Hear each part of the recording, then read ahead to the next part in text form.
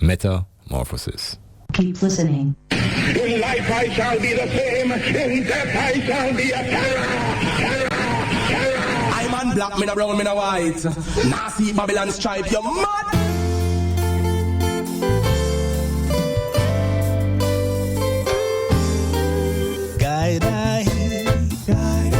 Guiding I eternally. Guide I.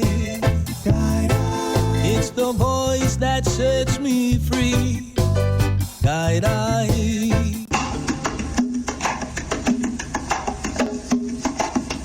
Emerging from a cocoon into a caterpillar, from a caterpillar to a butterfly.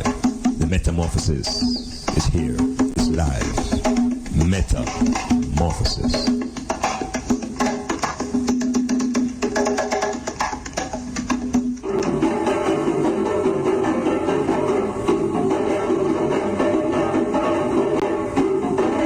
Metamorphosis, word, sound and power, music, drumming, current affairs, everything to grow and lift up your mind. Metamorphosis.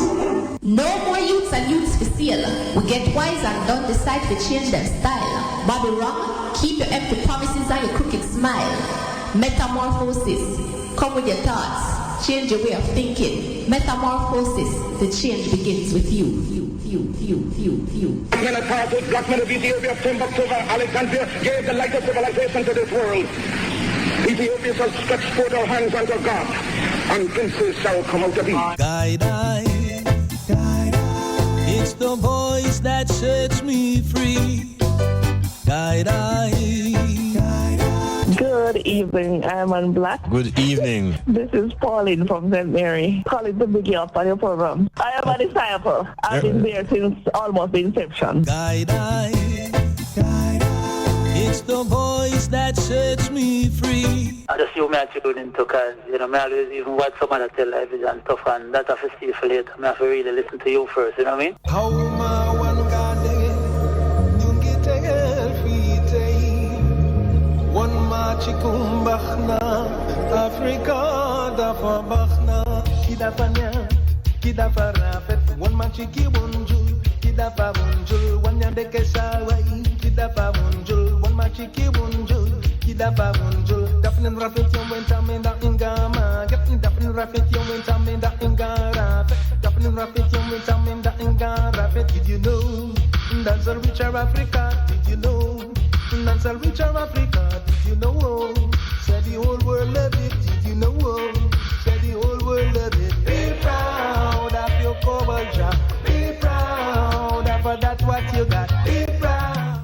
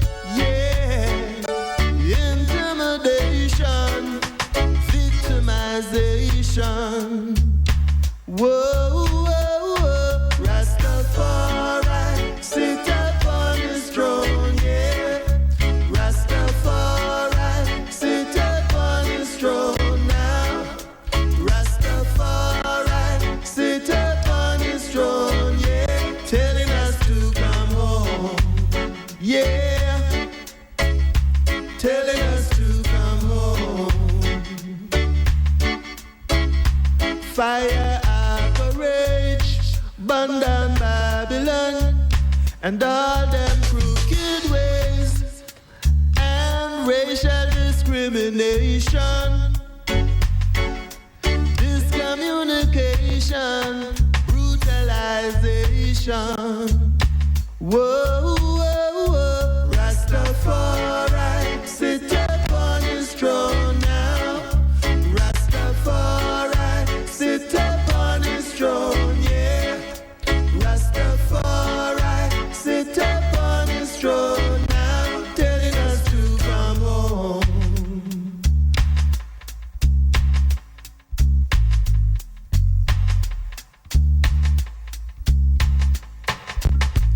Start a fire blaze, fire blaze, fire blaze, fire burn down wicked Babylon.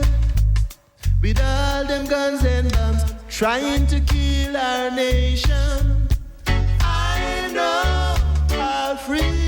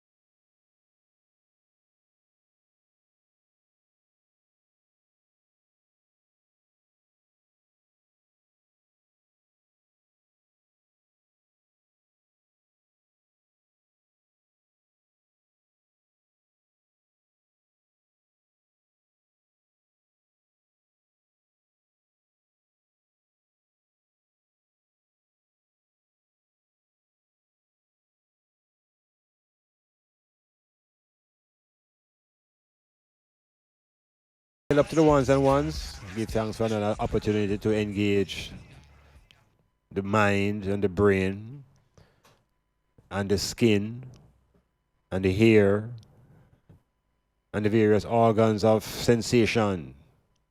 Ultimately, we get to the skin and the brain. And we interrogate our feelings. And we question the thinking that we have been given. We question the methods of thought and the ways how language are organized, and whether conclusions are logical, and whether the premises are logical. And can you start from a false premise and end up with a true conclusion? So the reasoning within the metamorphosis is to encourage an I to challenge the I own self, to challenge the I's own fears and doubts, and to ultimately reach a level wherein the I is fearless of thinking. So, again, give thanks for the opportunity, and hail first-time listeners, and we're hailing the strident listeners, and hailing the soldiers, and hailing those who are undergoing metamorphosis. It's a process. It's continuous. In the same way, the oppressive force maintains a continuous pressure, and I have to maintain a continuous metamorphosis. So the ultimate objective is liberation. Liberation is about being liberated to and to be liberated from.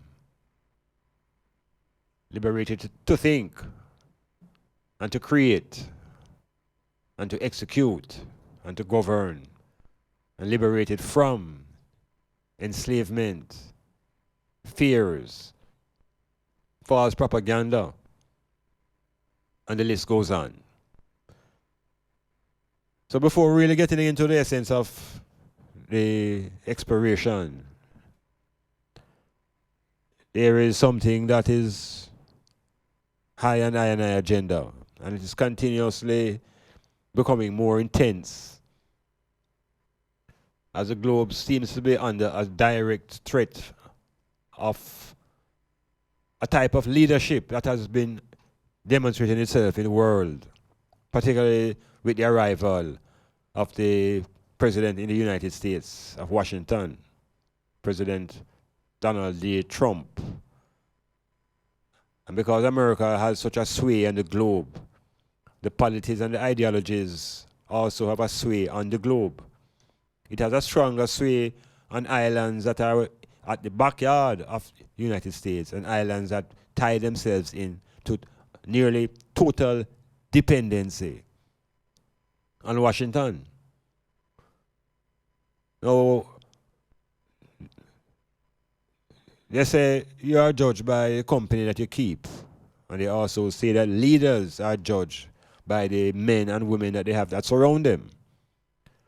Because leadership is never really a one-man thing. Just like how within it, all teamworks, all teams, team have a captain, but the captain can't make the side win by himself, even though he can contribute to the loss in a significant way.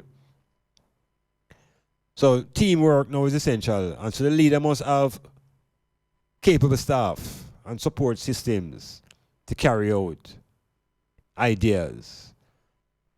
Now, at the international level and at the big level at Washington, we see that there is a serious problem in the White House.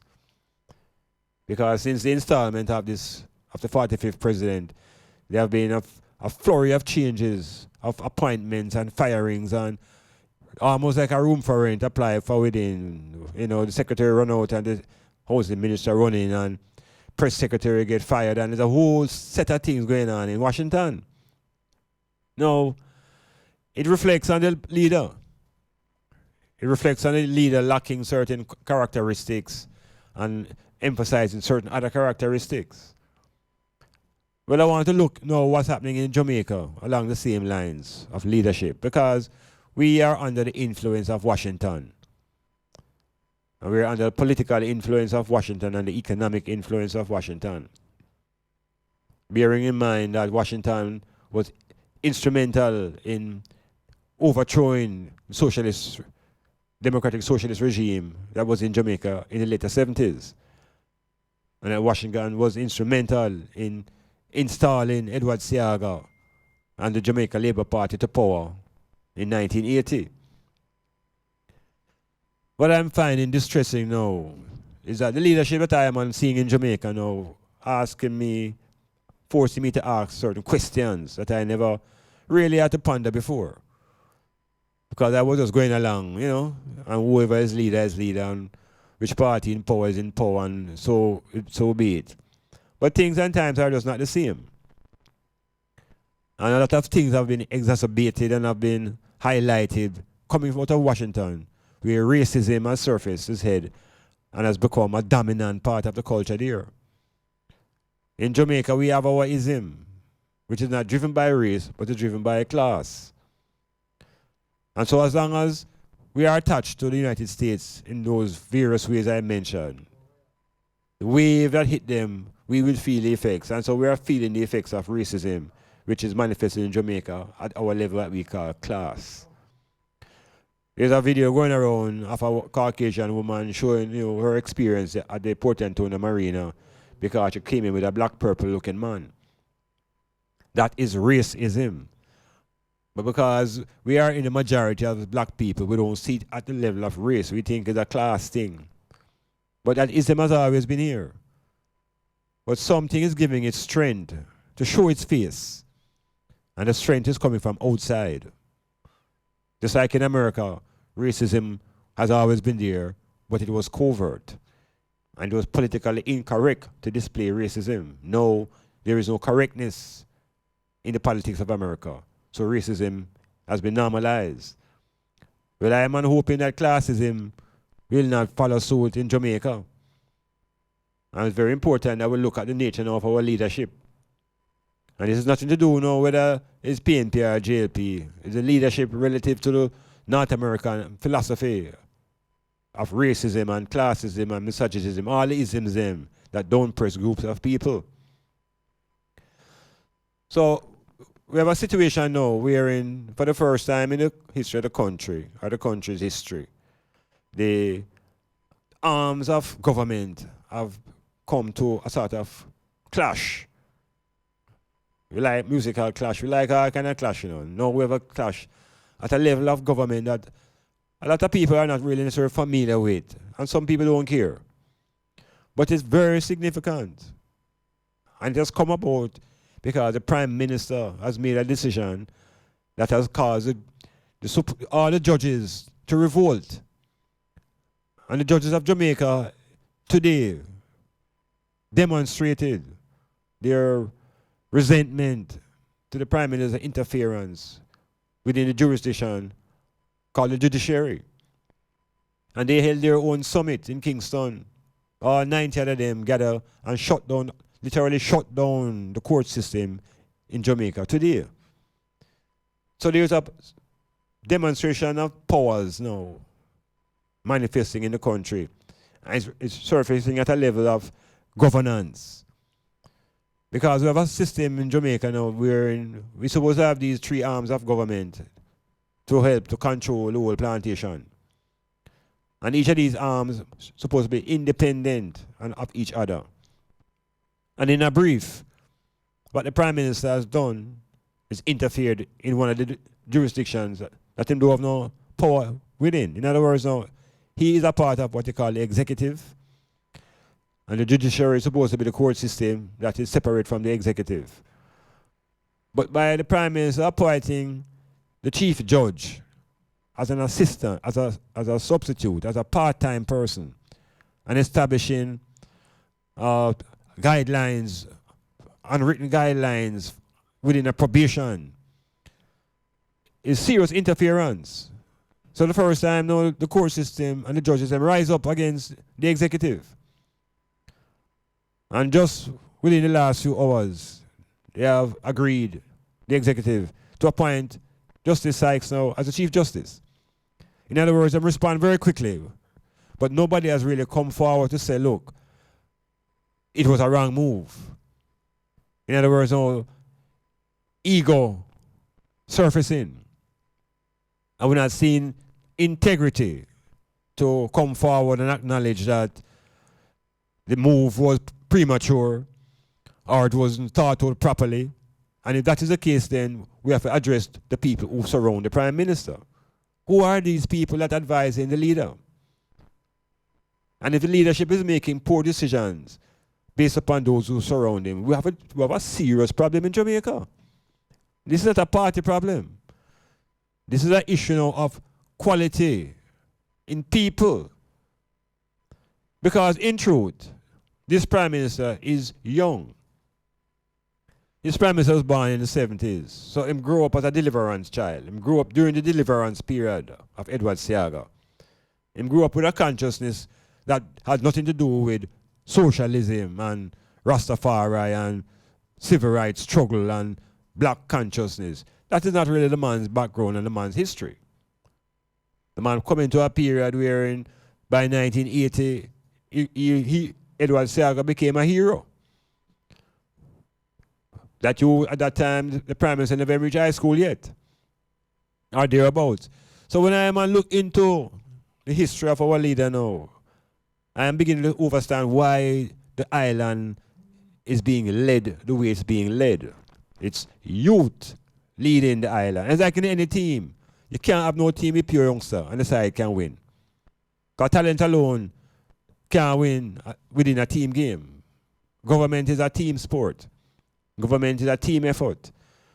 So the leader have to have good support players and ballers around. So how is it that these decisions are being advice being given to the leader?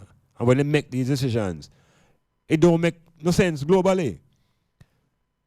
And we also recognize that decisions based upon the culture of the 70s and the 60s, of which it's very obvious that this Prime Minister is disconnected from, doesn't influence him in today's world.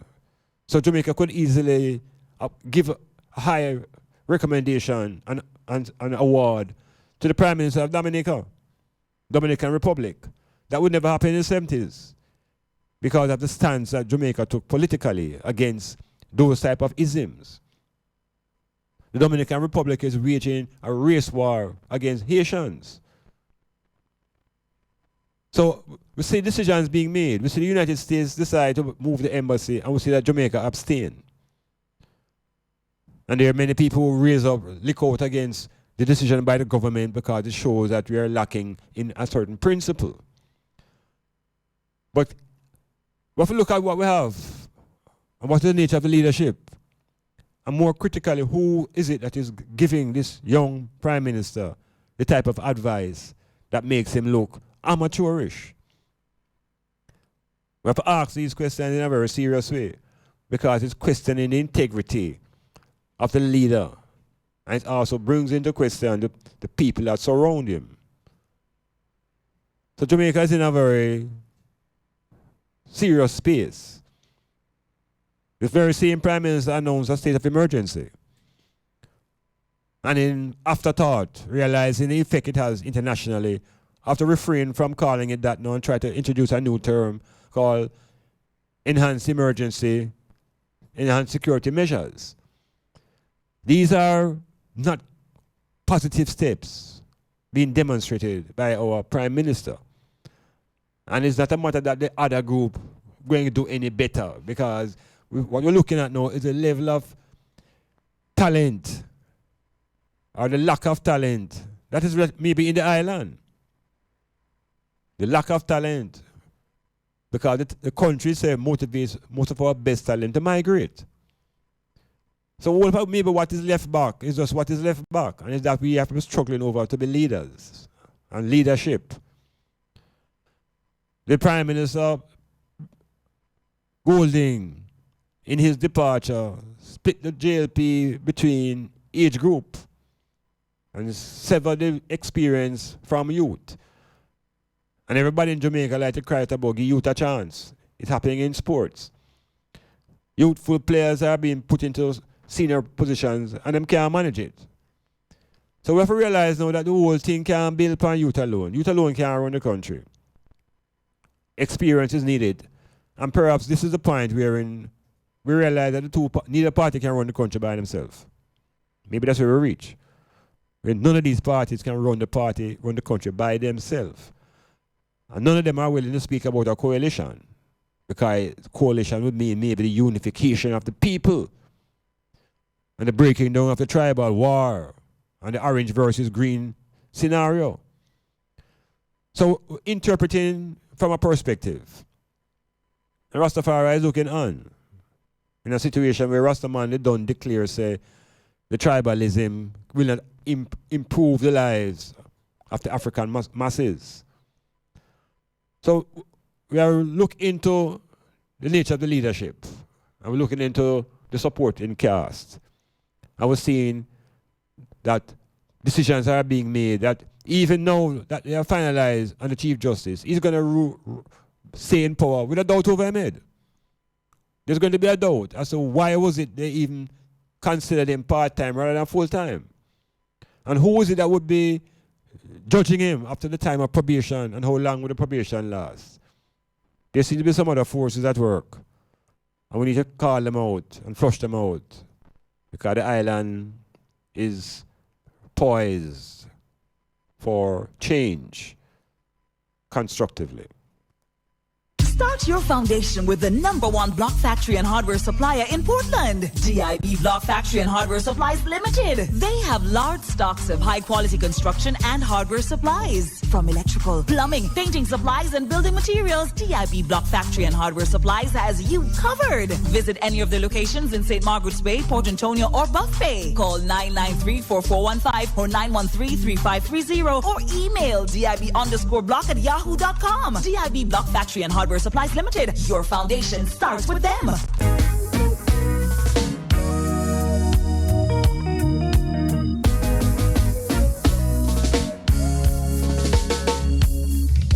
Clifford Guest House, sponsor of Metamorphosis on Monday nights from 9 p.m. to 12 midnight with Dr. Iman Blak. Located at 15 Queen Street, Port Antonio, that's Titchfield Hill, they offer accommodations for up to 1 month. Call them at 285-0610 for more information. St. Thomas Taxi Association invites you to Inspection and Renewal of Road Licenses Fair on Saturday, February 17, 2018 at 8 Church Street, 2A Rum Store Plaza, Morant Bay, St. Thomas, behind the tax office from 8 a.m. to 5 p.m. Join the Styles FM team on location for outside broadcast. The Princess Margaret Hospital will provide free health screening. Participating companies: Auto Smart, Lasco Money, Zach & Sons Auto Import, Carrie Med, Grace Kennedy, BCIC, JNGI, R&R Auto Parts, Triple D's Ice Cream and Juice Depot, and Tropical Batteries.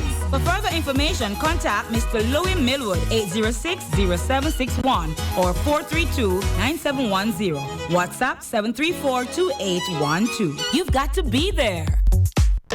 Do you have or are you seeking a place to rent, seeking employment or have a job vacancy? Are you selling a car or having a garage sale? Then come see us. Let Styles do the advertising for you and you'll be on your way in no time. Contact us at 876-286-9216 or 439-5160. Advertising Style.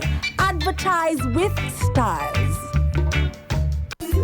Are you thinking of a place, extraordinary place where you can get a wide variety of Jamaican cuisine, scrumptious local dishes, and at the most affordable price? Zilla's Kitchen has the widest menu to suit your appetite and lifestyle. We're located at Bridge Street, Port Antonio. Place your order for pickup or delivery service. Call us at 453-6030. That's 453-6030. Zilla's Kitchen, the restaurant of choice. We never close. We never close.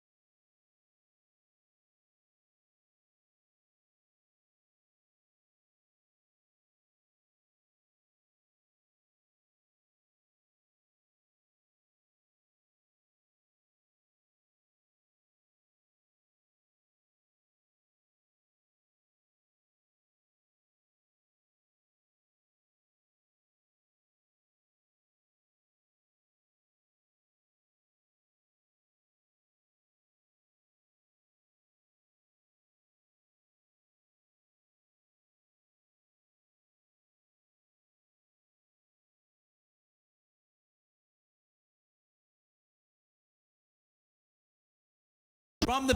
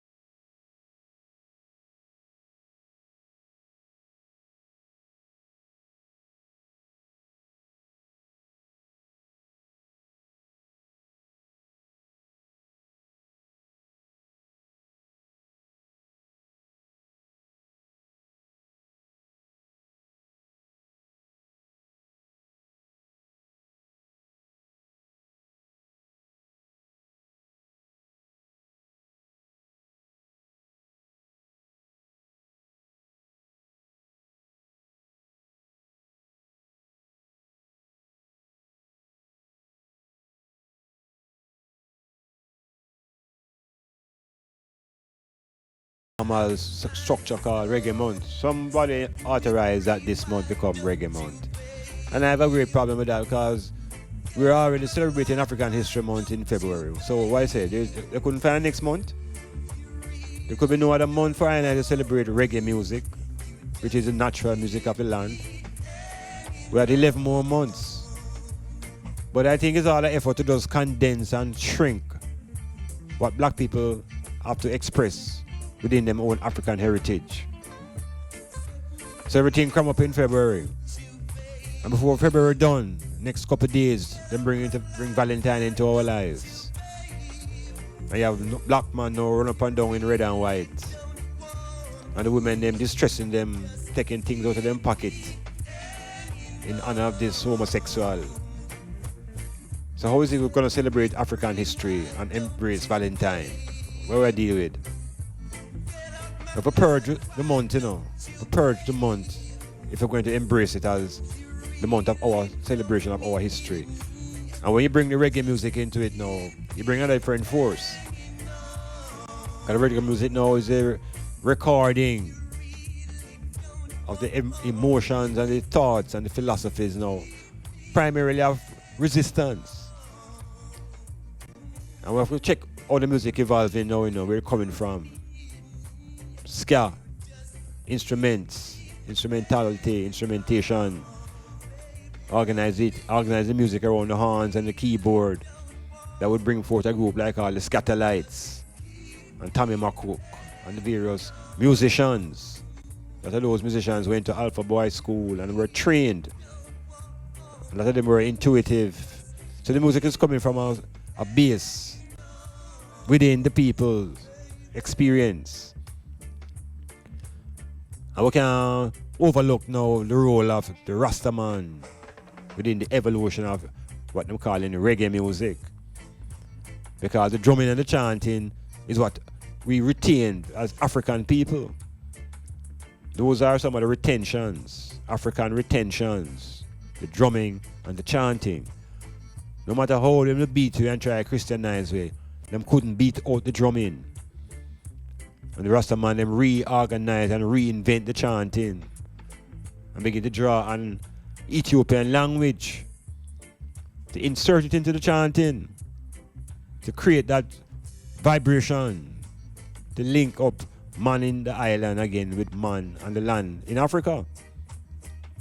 So the music was a significant vehicle for making that connection between black man in Jamaica and Africans on the continent. Rastafari has been instrumental. So the drum and the bass and the music coming out of Eastern Kingston. Yeah, bongo man music, Congo man music, Count Azé. And so the musicians were all about revolution.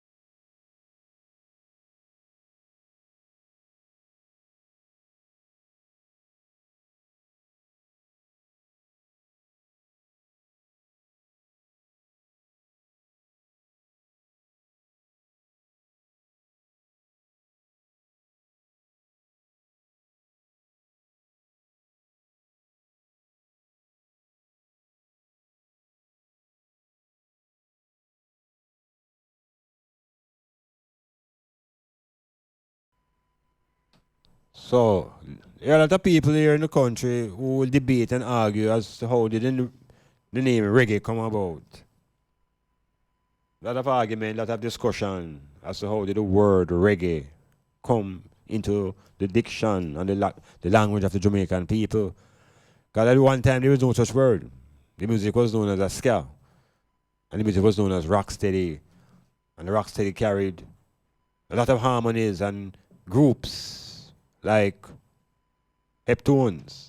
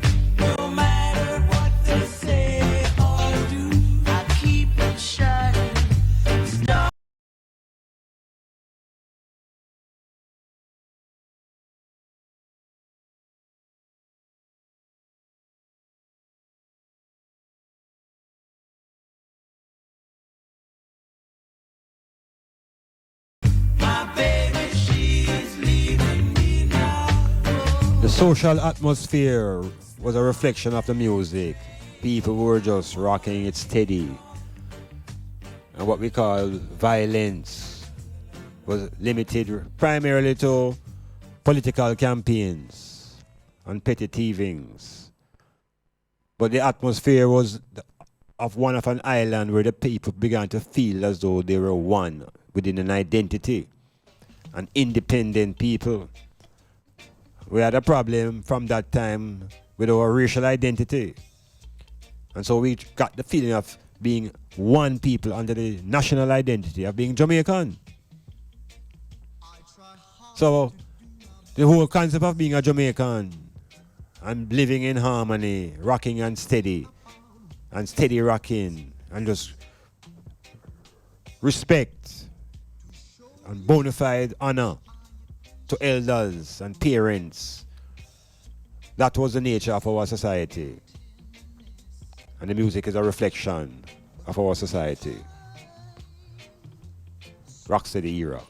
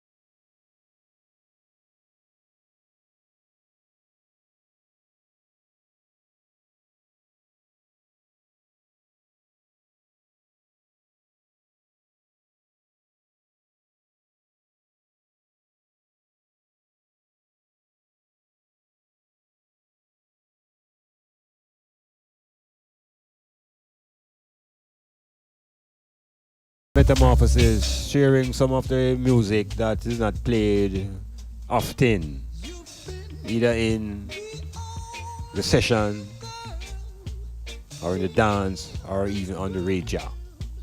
This is Styles FM and the Metamorphosis. Here it is.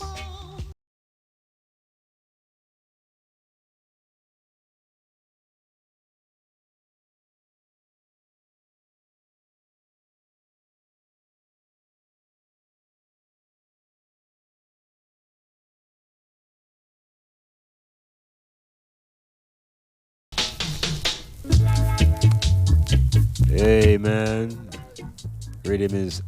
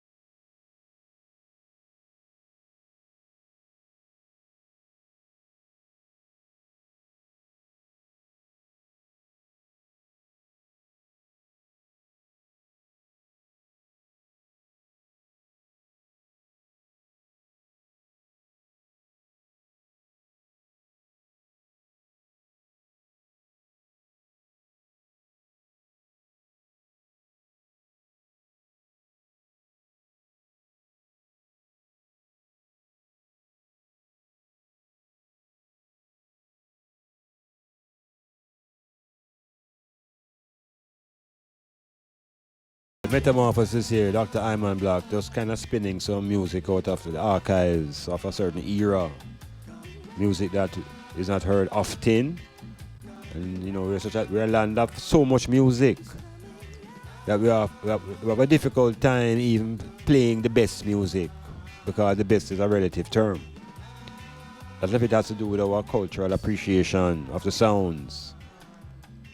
And within this old aspect of music, we have problems with music being played because of the system of funding and financing and bandoogling and payolaring, and the whole thing becomes a corrupted setup.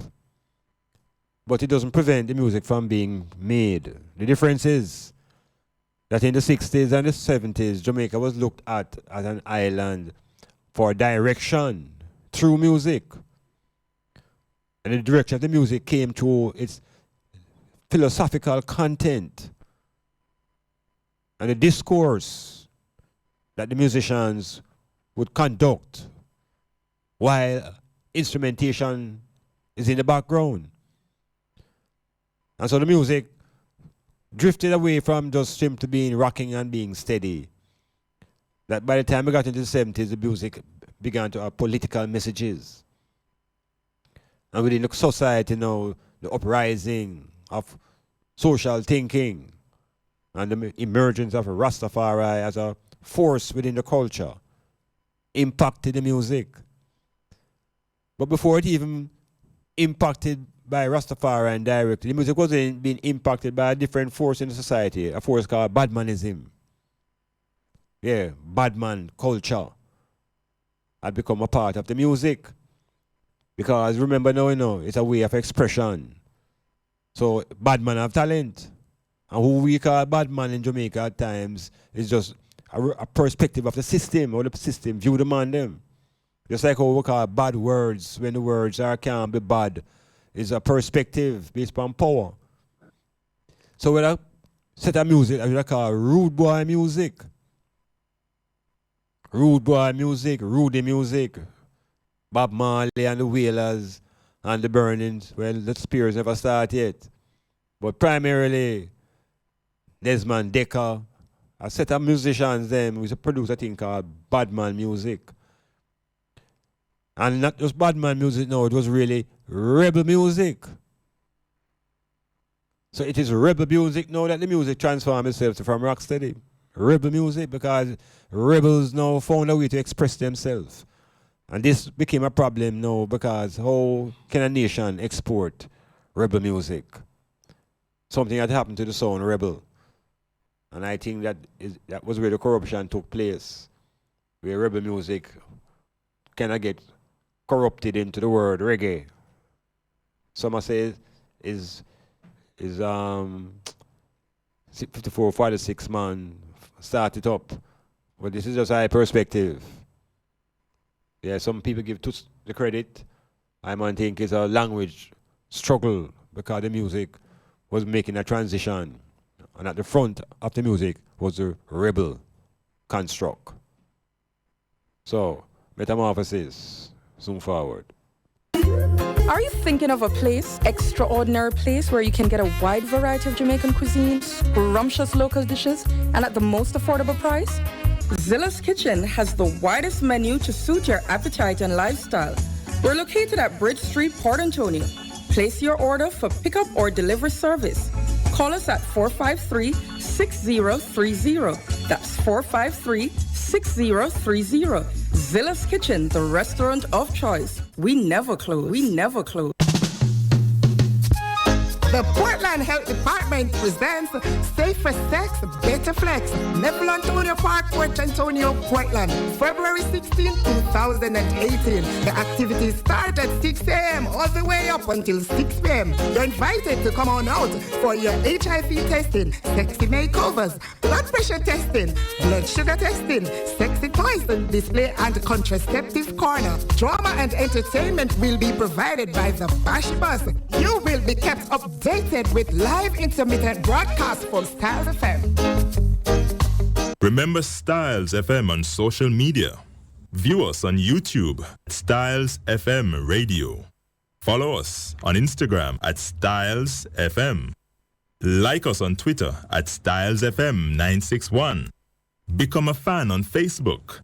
Styles FM 96.1. It's Wow Factor Tuesdays with Chungy and Shelly. Every Tuesday from 9 a.m. to 1 p.m. It's entertainment and interaction at its best. With features like the Share to Care segment, the Uprising 10 Countdown, and the ever-controversial Love Break. Yes, it's the Wow Factor. Your Tuesday mornings will never be the same again.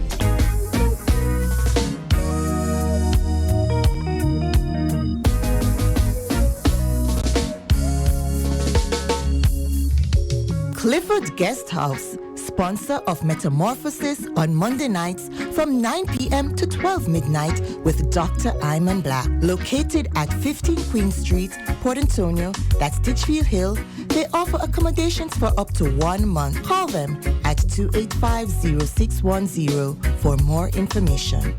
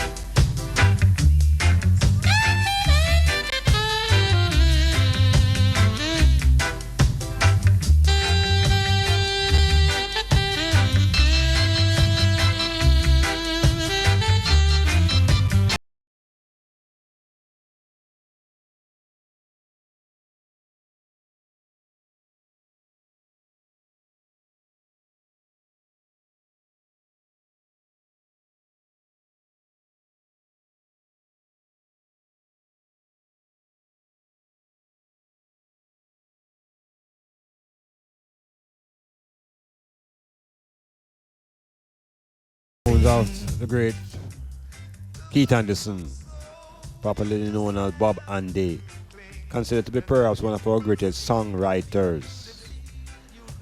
And sometimes people who are observing and looking at the music industry don't seem to understand the power of the writer. The singer, of course, is the one with the voice. But ultimately, it's a writer who really ends up making the money, because the songs are copyrighted, and whenever the songs are played, the writer collects royalties. And if other people try to use the song, the writer collects royalties. So songwriting is an important part of the music industry. And Jamaica has produced some of the greatest songwriters. This is one of them, Bob Andy. But then, as I said today, the music has been driven much by the culture, African retentions at the foundation, Rastaman vibrations, always been at the core of music. Difficulty with that in 2018 is that the music has been taken away from even its own foundation. So that not much Rastafari influences now are deeply embedded in the music, because the music gone up into the sky, coming out of the earth, it's up into the sky in a thing called dancehall. But before it got there, it was heavily grounded in consciousness, in African-centeredness. And the music was always a reflection of where the society was. So here Pablo Moses, here him have to say.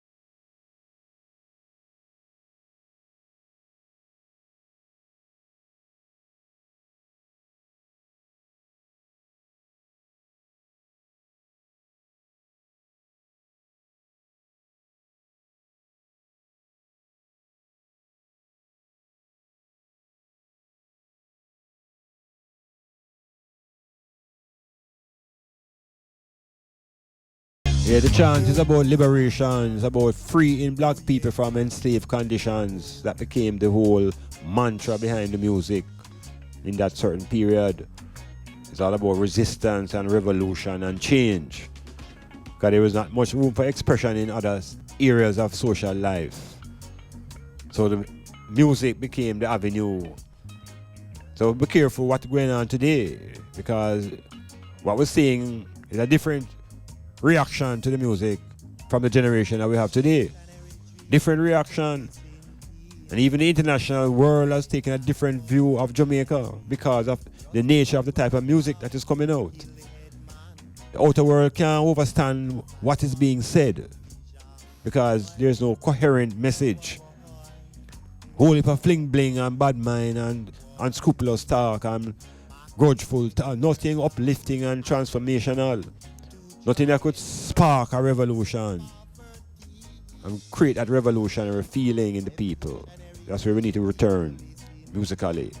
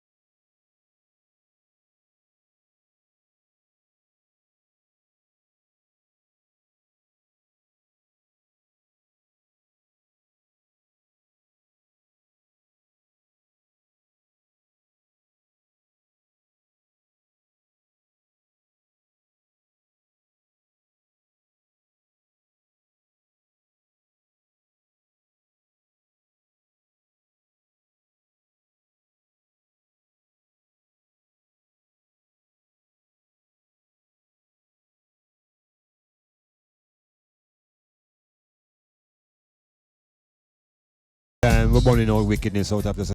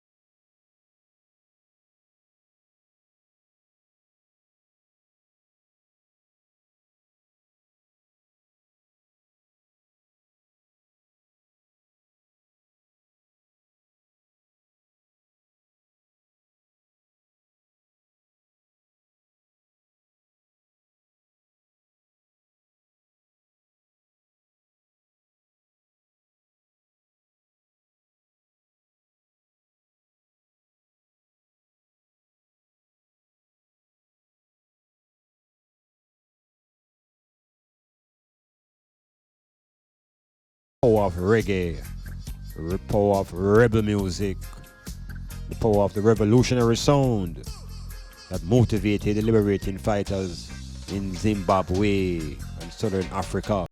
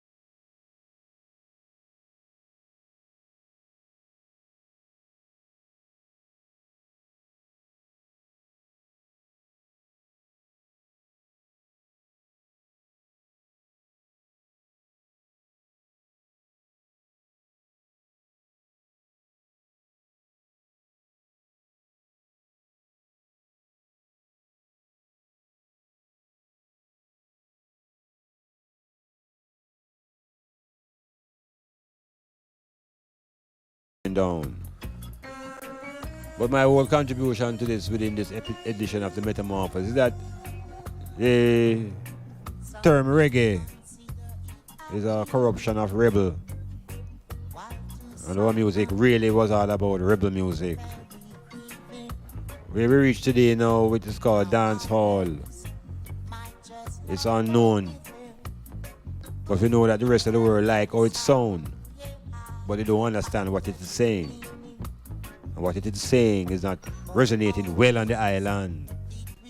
Because what the little boys walking around and saying to themselves now, much of it is driven by violence. Gun violence and sexual violence and violence at all different levels now being manifested through the sound of the music. There are academics on it who claim that the music doesn't influence in any negative way, but they are merely protecting their own positions. Because the music of the 60s and the 70s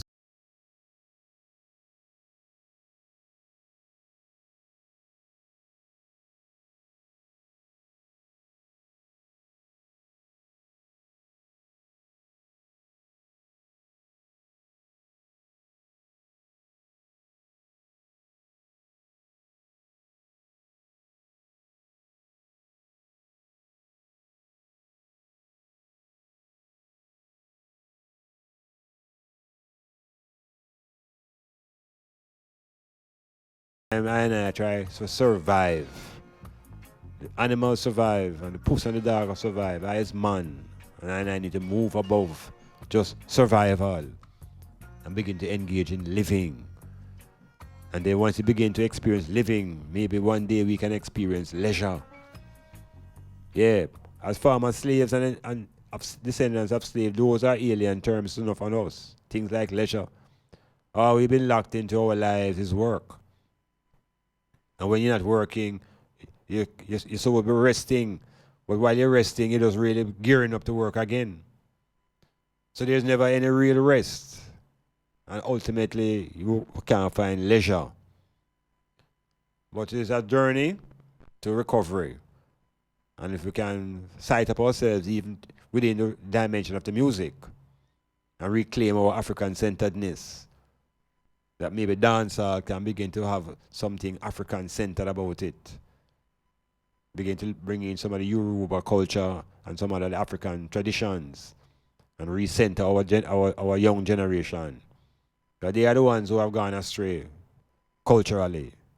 And we can use the music to help to heal. Metamorphosis.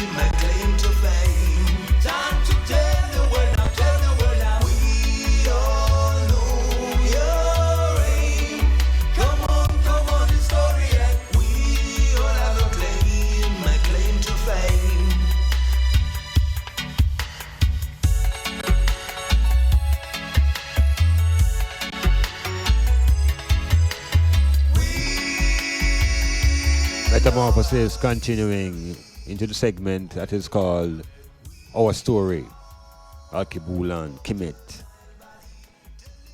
And of course, this has been a feature for years within the program, celebrating the history of Africa. And the song you hear, of course, in the background is Maragini. The song is called Historian. It's also the album by the same name. It's always a reminder of the role of ancient Egypt within the reminiscence and the reminders of the African people in the diaspora, and for the African people on the continent itself, the importance of Egypt and Ethiopia and Sudan, and ultimately the importance of all of the states. These are states that were created by Europeans holding their conference in the 1880s and decided to put borders on the continent and carve out spaces for themselves. All of this under the watchful eye of the Almighty, the same God that they give us to pray to. Under the watchful eyes of the God of Christianity, these white people were given the privilege and the opportunity to enslave an African population and to capture them continent. All of this under the watchful eyes of Lord God. So when we speak about our own story, we're not going to take the story along the line of culture and science and technology now. We want to look along the lines of sports. What has been the contribution of African people to the world of sport historically? How have we made sports into a world that is hyper excited? What has been the contribution of the Caribbean people as African people to the world of sport? Where does our history begin with sports?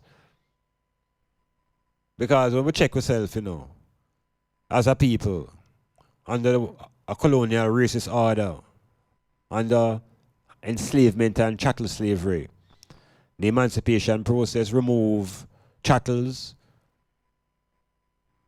It never removed the economic conditions. So as I was saying, in another situation, the language changed as the economic situation changed. No more were there any plantations with chained workers. Now we had factories with workers. So the plantation had chained slaves and the factory have unchained workers. But they both doing the same thing, laboring for little or no income.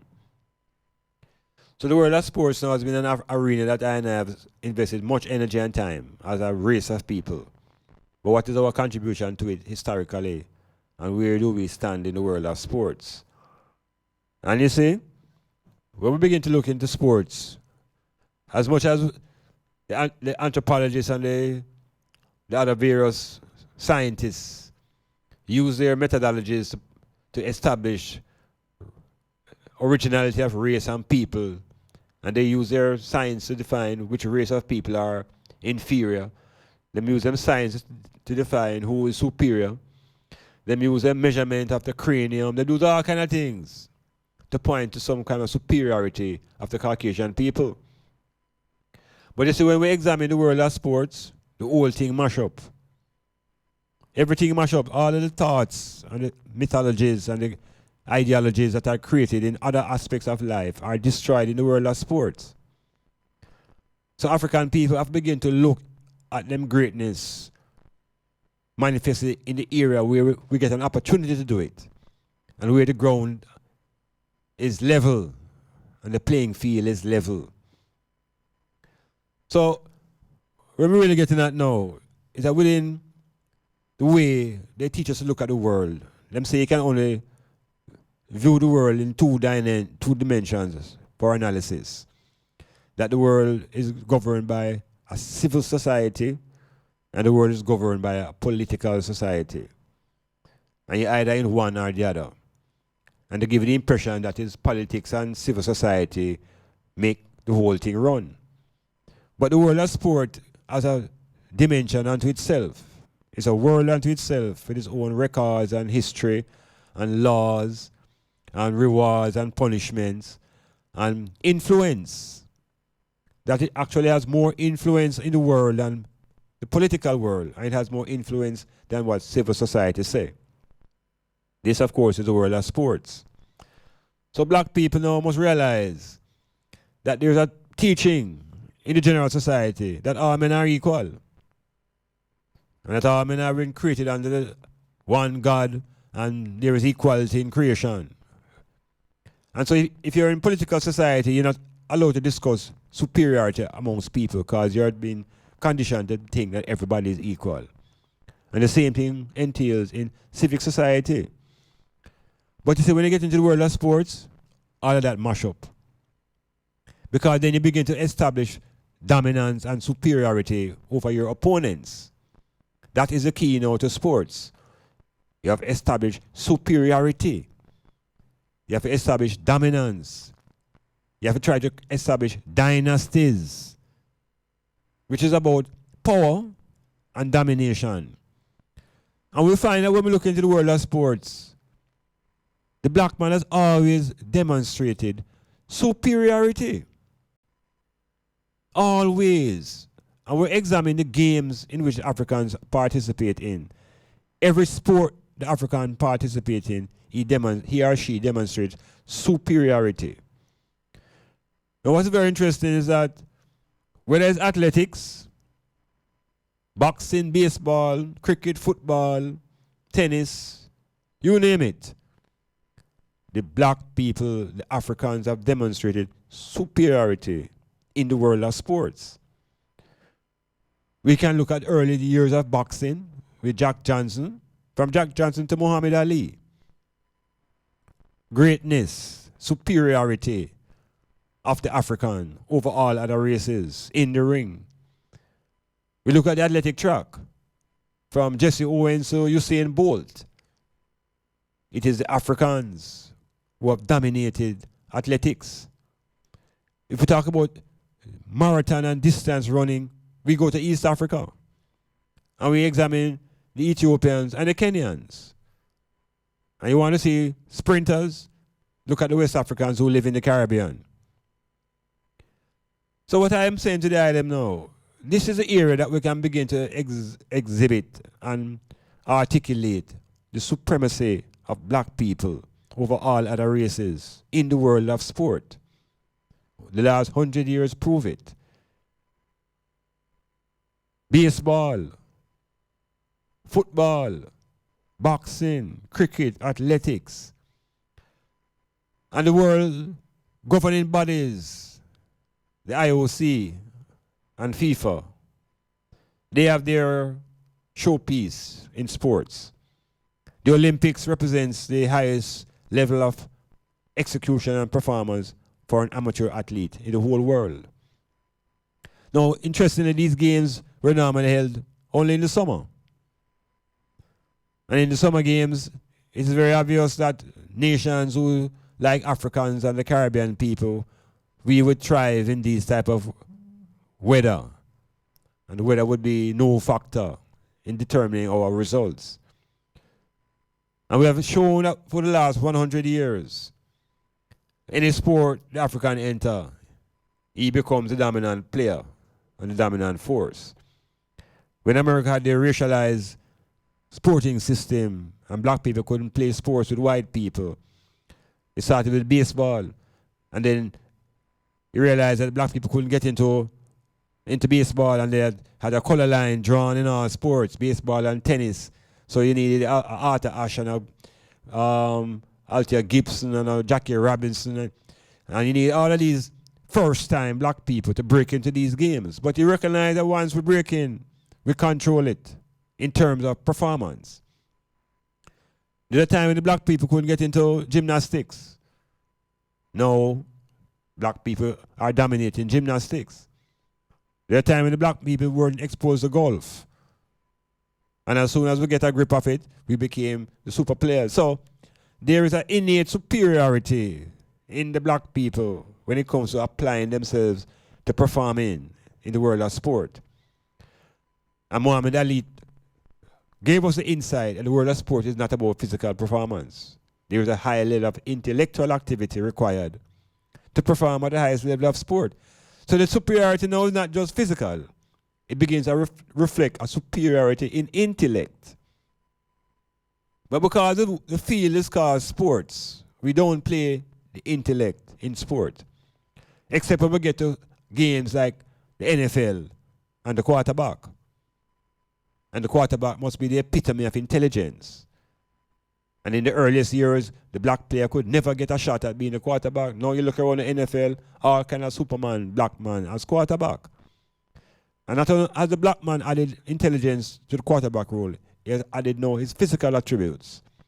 That the quarterback now can sprint and run and pick up yardage. So he has opened up the whole nature of the quarterback role. So I are superior people. So it is the other disciplines now of learning that is trying to motivate that false belief that we are an inferior. And because we're not channeling our energies into science and technology, we're not getting the results. And if you really look into the system deeply, much of the technological innovations are being motivated by black people, but they are put in the background. So we don't know who is responsible. We just see the end result. So you check the space program in America, and you find a lot of the black women were literally the computers. Their brains were almost the computers for some of those early programs. So I point out to them now that as we celebrate African history, we're beginning to embrace ourselves as a super race when it comes to dimensions that I am speaking to, the world of sport.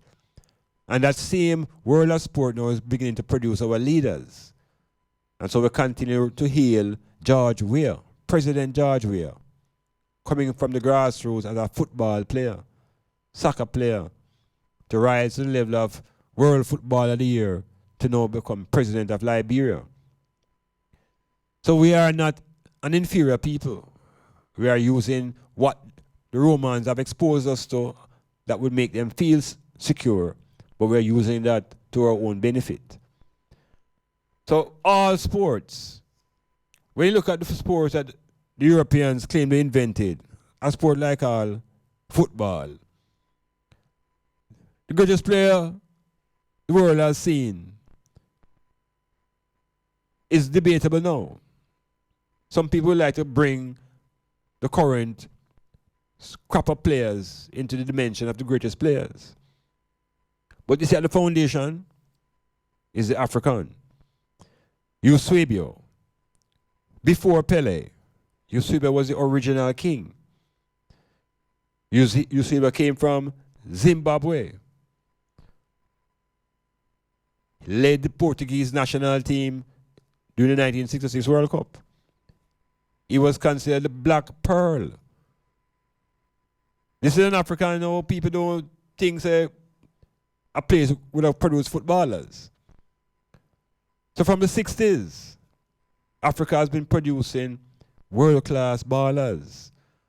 But the continent has been under a sort of oppression by the organizations that govern international sport like FIFA.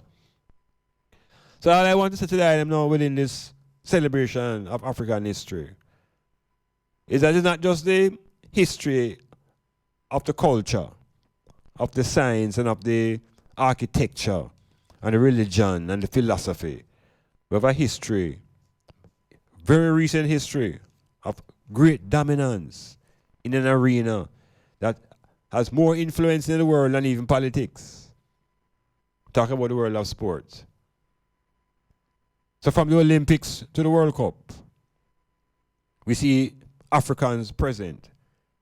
Now, the Europeans have a thing called Winter Olympics. Winter Olympics, because their culture is a culture of ice. And to show you how superior and dominant and invincible African people are. Say, the first set of black people to break through this icebox competition coming out of the Caribbean. Right here in Jamaica Island, 1998, the Jamaica bobsled team. This is the African now who lives in the hot sun and is training for a competition in the ice. Now, how much more genius you want than that? And what is happening in today's Olympics? We see that there are about 3 or 4 or even 5 African countries now at this present Winter Olympics. And that the American ice winter team has a black speed skater, a black woman, speed skater, ice. So what I'm saying to the eye now is because we have been deprived of conditions and opportunities where we end up in this where you call struggle against one another. But for really to see that our potential is real. It is the environment that is causing the frustration. Those who organize the environment, those who govern. So Jamaica also now has at the Winter Olympics a bobsled team of women this time. You hear me say now, females. Dip on the ice in South Korea. The Jamaican flag came out and there's pure dancing going on. We are a mighty people. It's just that we have been given some set of people to be in charge of us. And them are running into the ground. They don't overstand the power. Or if they do, they are frustrating the power of the people. So whether it's ice or whether it's sunshine, we are the best in the world at performing, whether in entertainment or in sports. How do we harness that capacity now to transform ourselves in today's world? And how do we motivate African and black people within the world of sports to develop a greater sense of economic viability, put the money together and begin to own property and own things within the world of sports, within the world of entertainment. Because that's how respect is gained. Respect is gained when you have power. And again, notice, the United States has now agreed to talk to North Korea without any conditions. You see that? Yeah. Now them decide to talk because what? Kim Jong-un decides him now bow. Him not bow to no set of white guys because they have weapons. He might have female weapons too. And if you chew him have female weapons now, they gotta talk.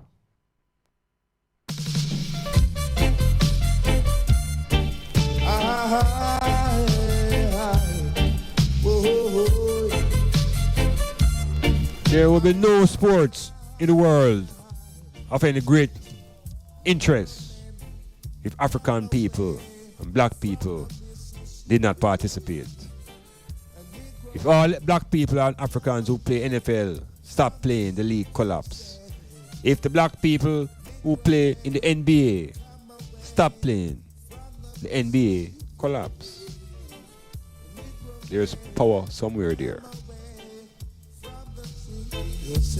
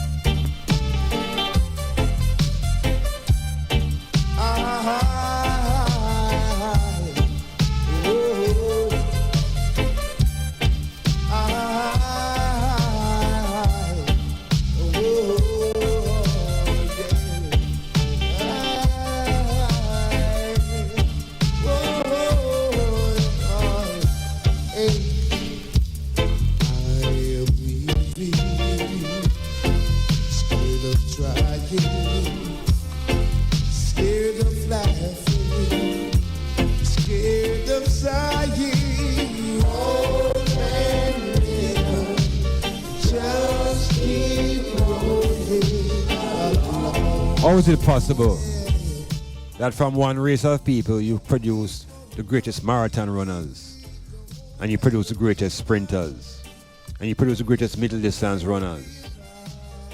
Something special about these people.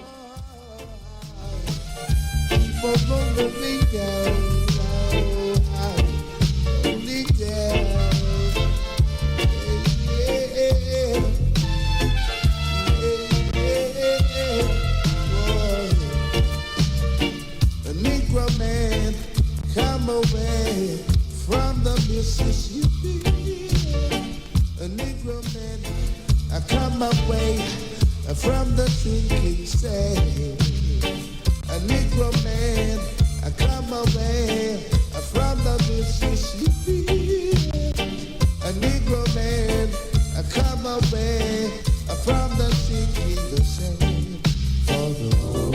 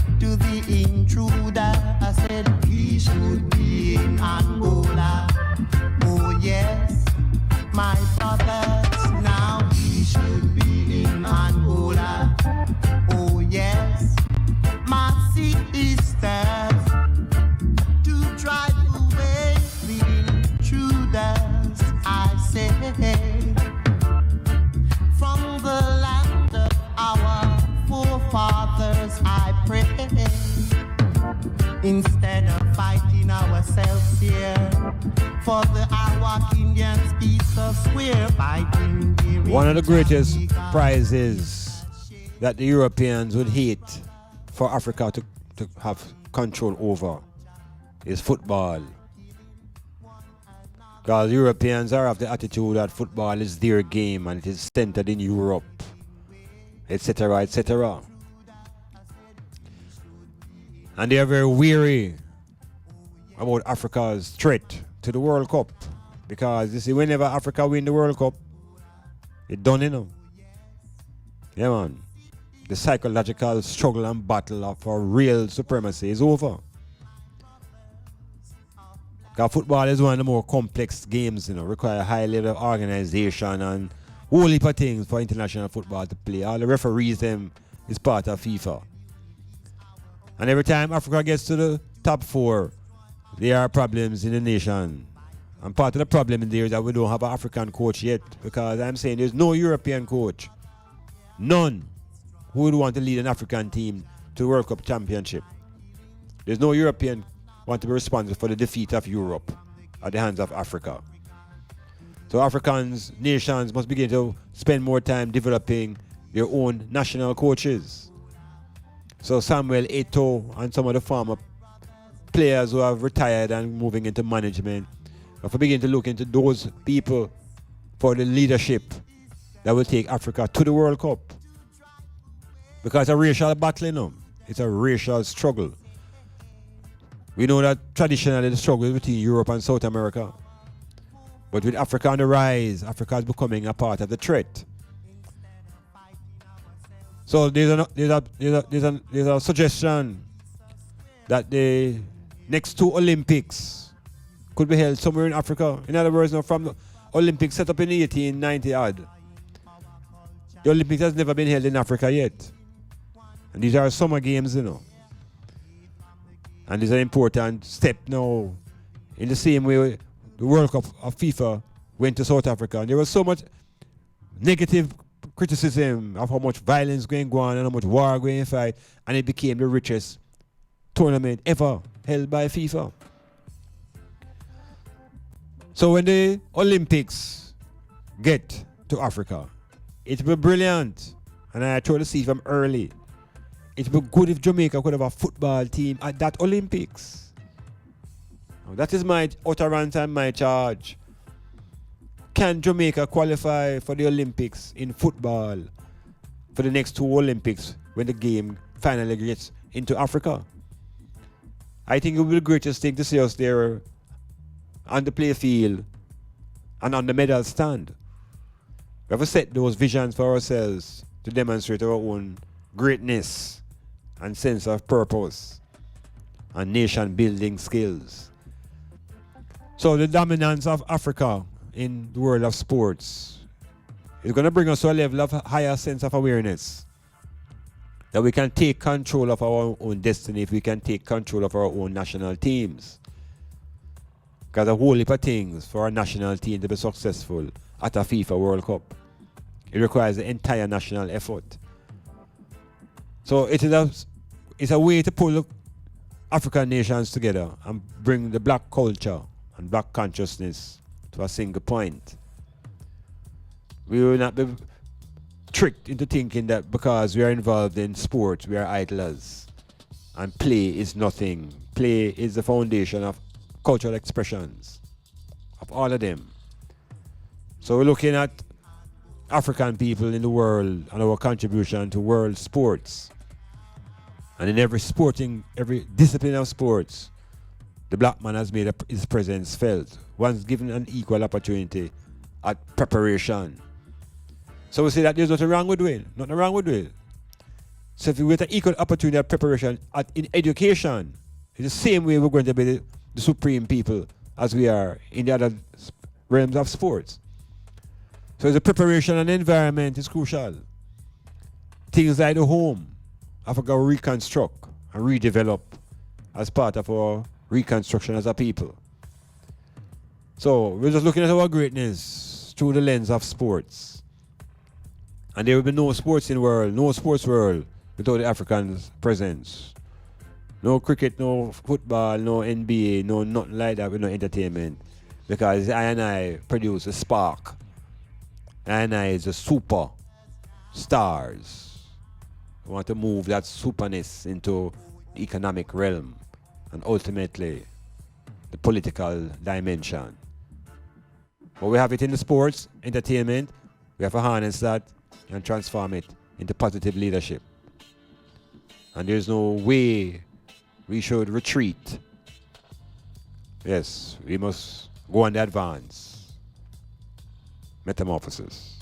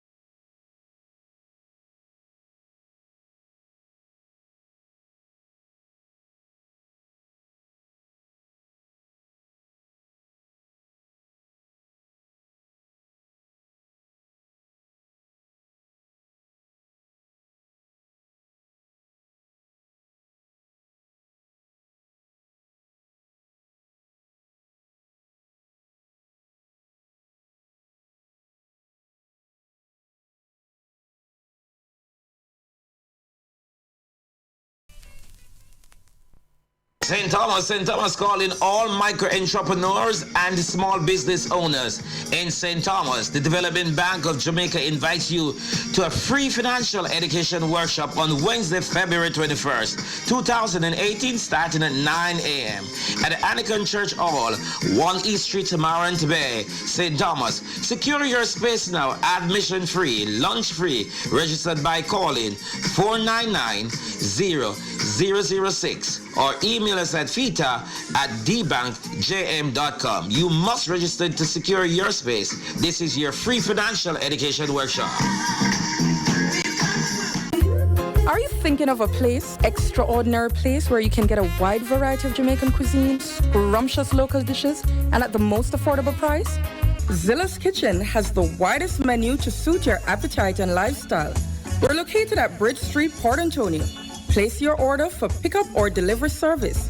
Call us at 453-6030. That's 453-6030. Zilla's Kitchen, the restaurant of choice. We never close. We never close. In celebration of the late, great Bob Marley, Great Huts Resort in Boston Bay is inviting the Portland community to join our reasoning session about the scale and scope of Jamaica's global icons' influence. I got tired, missing my face. Come reason with us on Saturday, February 17th. Marley Magic by Dub Traffickers in the evening on Safari Deck. Visit the Great Huts website or call 993-8888. Attention all landowners, tenants, occupiers, and persons in charge of properties in the parish of St. Thomas. Please assist us to serve you better by paying your property taxes. Failure to do so will result in interest, penalty, and legal action. Pay now at any tax office closest to you or online at www.jamaicatax.gov.jm.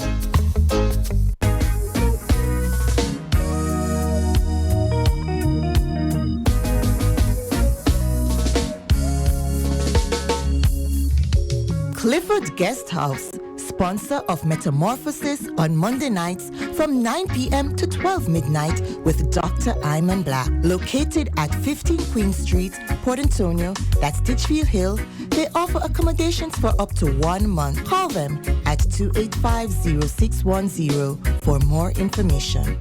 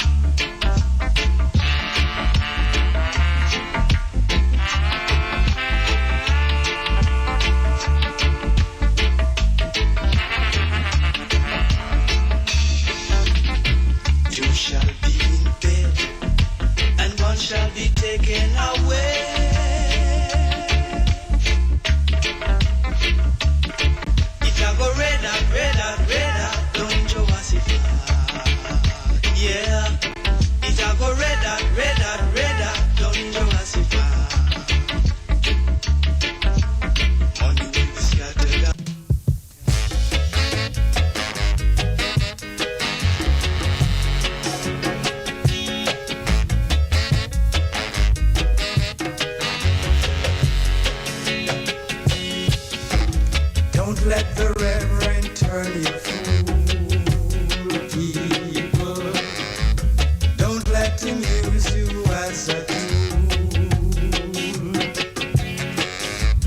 Don't let the Reverend turn you fool, people. Don't let him use you as a tool. Foreign God is in Vatican and him send him here to rape the land and him come to we like a simpleton, holding the Bible in his hand.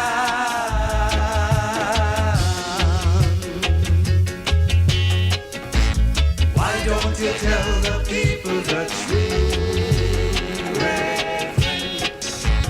Why don't you tell the people the truth? Why don't you tell the people the truth, Reverend? Get rid of evil from the root. Tell them your God is in Vatican and him send you here to rape the land and him come to we like a simpleton, holding the Bible in your hand. Yeah, Metamorphosis, getting into the section where we interrogate biblical information, the mythologies, the fables, the prose, the prophecies. And we need to know that these 66 books that are presently read are short by about 14 books. The Church of Rome removed 14 books from this version. So there are only 66 books, but there are really 80. And so you don't even know what the next 14 books say. So this has been perfectly organized and put together to carry out a certain message. So this book here, that we hold dear to us, is a confusing book. And people will tell you that it's not confusing, just that you don't know how to interpret it. So they have some greater level of intellect that they can interpret the Queen's English better than you. So they are more queenly in their capacity to think. Well, Iman will continue to insist that as long as we're going to celebrate African history, and we're going to celebrate the Bible, but to make the separation between African history and Bible stories. Yeah, hear this.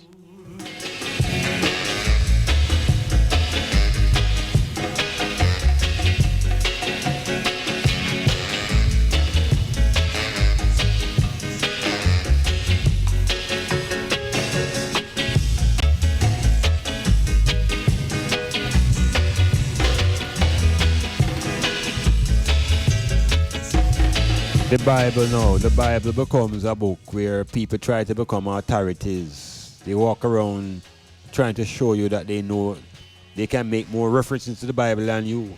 Them can quote different sections of the Bible and to justify what they want to say and do. But it's a very haphazard type of quotation because a man take a piece of what the Bible says in Genesis and take a piece of what the Bible says in Jonah and take a piece of the Bible in Revelation and they say that justifies him argument because piece of argument put together gives him some sense of cohesion, which is obviously that is not a practical way to think because all things are within a context. So I want to always, and I will always spend much of I time making the distinction between African history and Bible stories. And also insisting and reminding listeners that every culture have a history, every people have a history, but before they can write about them history, they usually write about their mythology. Because the mythology explains to them what they can't explain in history. Because there are no human beings to record those things that are written in the mythology. But man uses inspiration. And he uses his thought power to imagine what things could have been like in a beginning. And any beginning is a beginning. And it becomes a mythology. Where I want to make the distinction now is the fact that African people have been locked up into this book. And when you ask a black person, an African, to tell you about his genesis, where him come from, him carry right into Adam. Him can't carry any other place because that's how the program's set.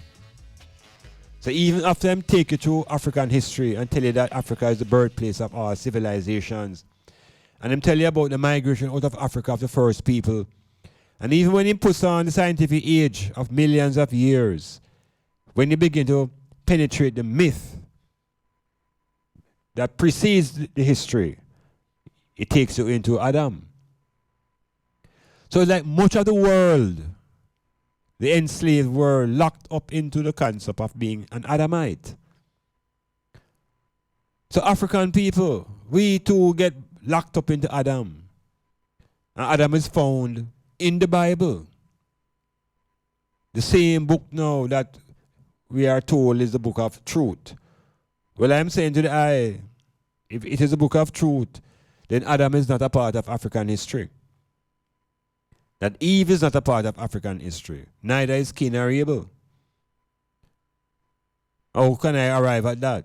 Because when I explore the mythology is clear. That the creation was a took 7 periods, whether it's a day, 7 years or 7 million years, but the period that they chose to speak about was the number 7. And so even from that, you have an organization called the Seventh-day Adventists, where their focus is on the 7th day. Well, my focus here is on the 6th day. And I want all of you listening to zero in on the 6th day of that mythology. You see, we don't get a chance to do this generally, because we're not encouraged to re-examine the stories that we get. But I want us to begin to focus now on the 6th day of creation. For all of you who believe and accept that this is the way it was, and this was a divine organization, then look at the 6th day.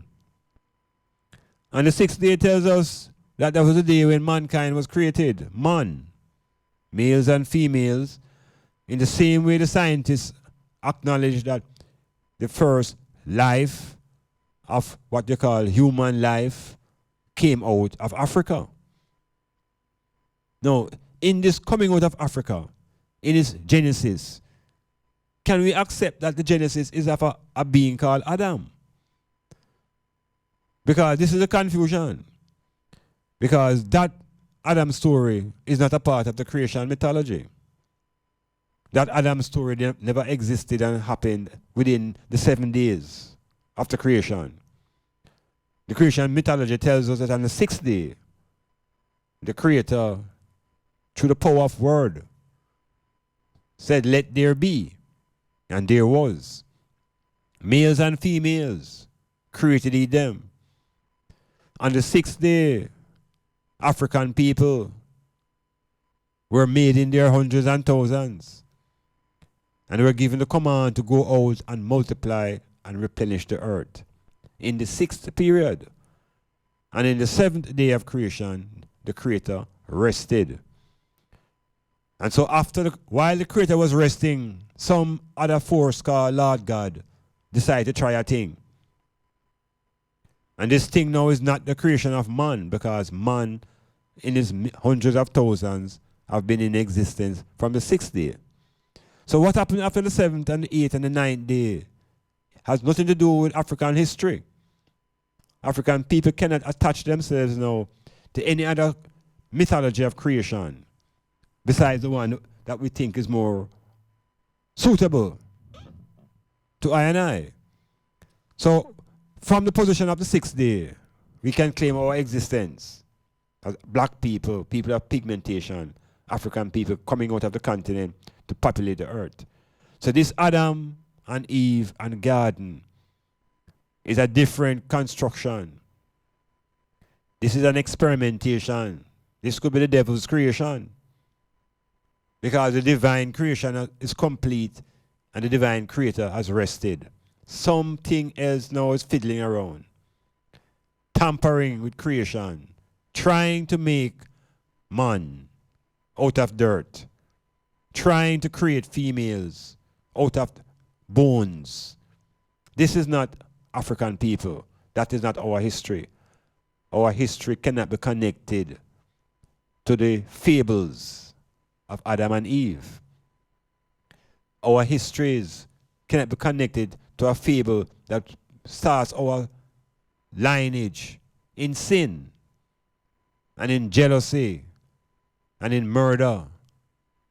All the characteristics that are within Adam and Eve's story, we have to reject that because that is not the genesis of African people. If you accept the 7-day creation, then you have to recognize that everything was done on the 6th day and everything was sealed up on the 7th day. So when the 8th and the 9th day came and the 10th day and this Adam thing was made out of the dirt, that is not the divine creation. And those beings become an allegory for a different set of people. Make you check yourself before we wreck yourself any further.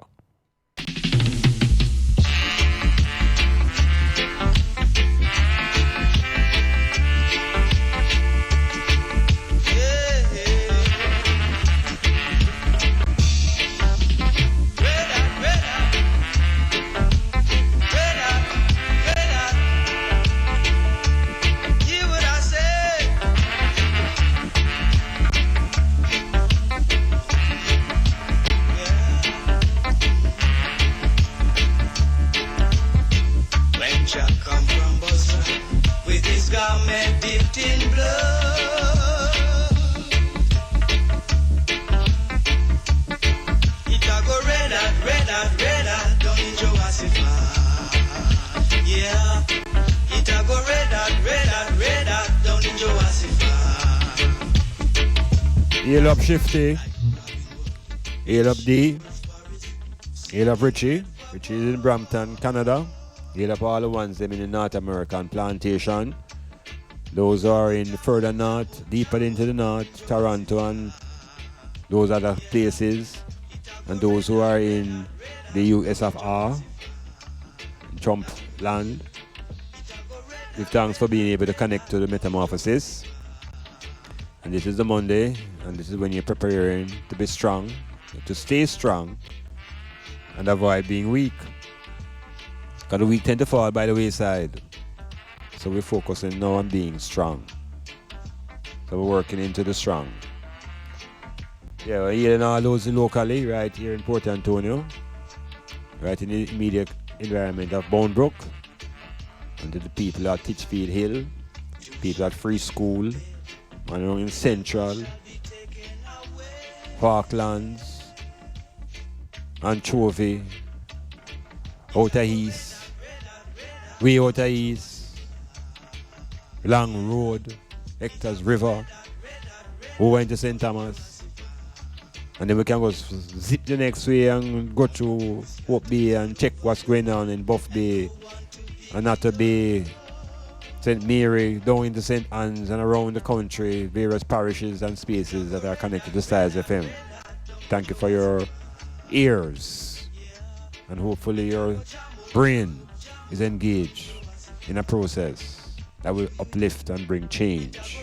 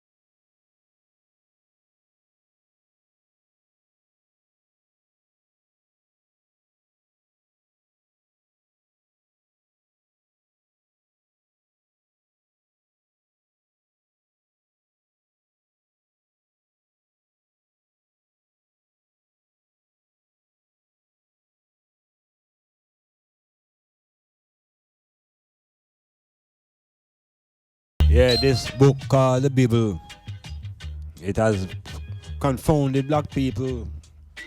And sometimes people think that they demonstrate their spirituality by showing you how many quotations they can make. And they're connecting quotations from Old Testament to New Testament over hundreds of years and trying to make sense. It's stupidness that. That is stupid reasoning. So we have to check what we're doing and how we are reasoning, because we have been given a language to use called English, and very few people have mastered it. Me know that as a fact. I have lectured at the university, and the very students who get there, even when I'm graduating, they don't have a grip of the language. They don't have a grip of the language. Oftentimes they don't write well, and they don't speak well. In other words, well meaning within the laws of English. So when anybody tell me, say, they read the Bible and them get that from that, and when them read it again, them get that from it again, like it's something mystical happening. Nothing mystical happening. Words in English have several meanings, and you don't know what the writer implies by when the writer uses the word. Nobody really knows what the writer means unless you really ask the writer. So you have to be guessing.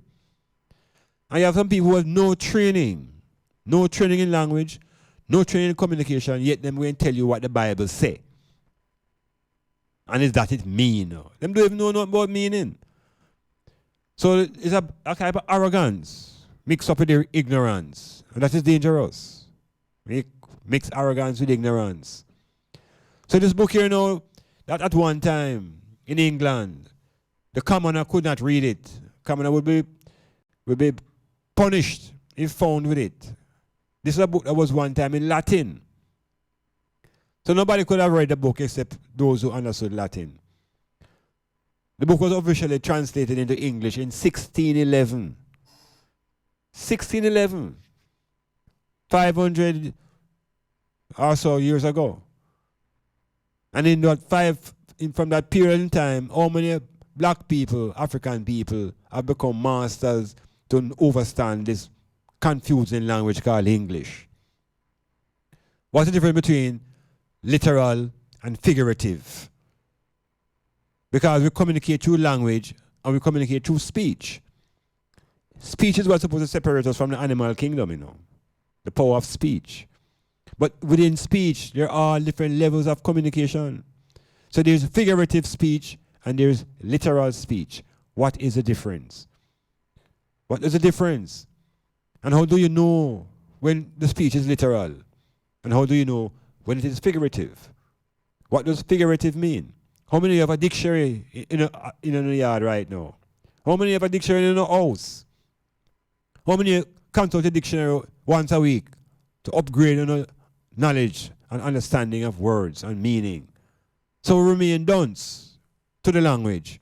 So how can we be skillful now at interpreting what the language say? And we're dunce. So just an example of figurative versus literal. How do we apply that to the Bible? How much of the Bible's writing is literal? And how much of it is figurative? And what does figurative mean? In a nutshell, figurative means not real. Another term is figure of speech. It's not real. It's a way to try to describe something to you, but it is not real. If a thing is real, we say it is literal. So there's a figure of speech and there's literal speech. And much of the Bible is written in a figure of speech. Another term that is used is metaphors. Another term that is used is allegories. So much, if not most, of the stories in the Bible are allegories. And allegories are not literal. Allegories are figurative ways of speaking. So if I say to the man, run like a bird, or run like a plane, that is figurative speech. If I tell you, Usain Bolt fast like a jet, that is not literal. Because nobody can run at the speed of a jet. But I'm giving you an impression. So I use a figurative way of describing it. So I say, the man run like a jet. And you get an emotional understanding. It's the same way the Bible is written. Figurative speech. And I will tell us give the Bible people a verse that I want you to go look up. In the book of Galatians. Galatians chapter 2. And it speaks to Abraham and how he went about getting his children. And when his wife was barren. Galatians 4, chapter 22 to 31. And I'm going to just read chapter 22. It says, for it is written that Abraham had 2 sons. No, here it says it is written. It's not telling you that it is true or it's not true, you know. It says it is written. It don't tell you who write it or whether the writing is accurate. It is written that Abraham had 2 sons. One by the slave woman who was an Egyptian, and the other by a free woman. So he had one with a slave, one with a free woman. His son by the slave woman was born according to the flesh. But the son by the free woman was born as a result of a divine promise. This is chapter 22. This is verse 22 rather, chapter 4. That Abraham had these 2 sons. That one was born of the flesh, one was born of divine promise. You know what the next line says in verse 24? It says, these things are being taken figuratively. So in other words, now, if you really understand the language, that this birth of these 2 sons by Abraham is not a real thing. It's a figurative speech. It's an allegory, which means the story is not real.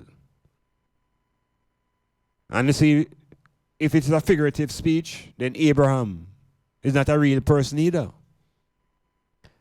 It makes all the characters in the Bible prone to be figurative. That Adam and Eve, all of these characters, could be figurative speech. Nothing literal. And much of the Bible speaks in metaphor and figurative speech. They introduce a serpent, and the serpent gets the power to speak. That is not literal. That is figurative speech. So if I begin to make the distinction now in reading what is literal, what is not literal, and you're going to find that most of the readings in the Bible, in the book of Genesis and Revelations, are symbolic. They're allegories. They're not literal. And so all the characters fall into doubt as to whether they were real or not. I doubt the reality of a Samson. I think it's a figurative speech. There's no witness to Samson and Delilah. We don't know were those 2 persons real. Who was in the room when Delilah was telling Samson all kind of things? Who was in the room to record what she said to him and what him answered back? These things are not literal. Figurative speech. And we have to free ourselves from that way and that book, Metamorphosis.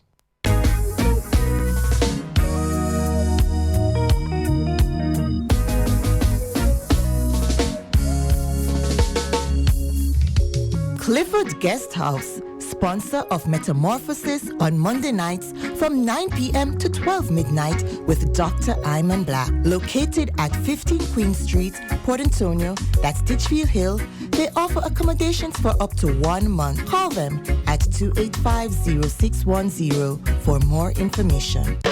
Do you have or are you seeking a place to rent, seeking employment or have a job vacancy?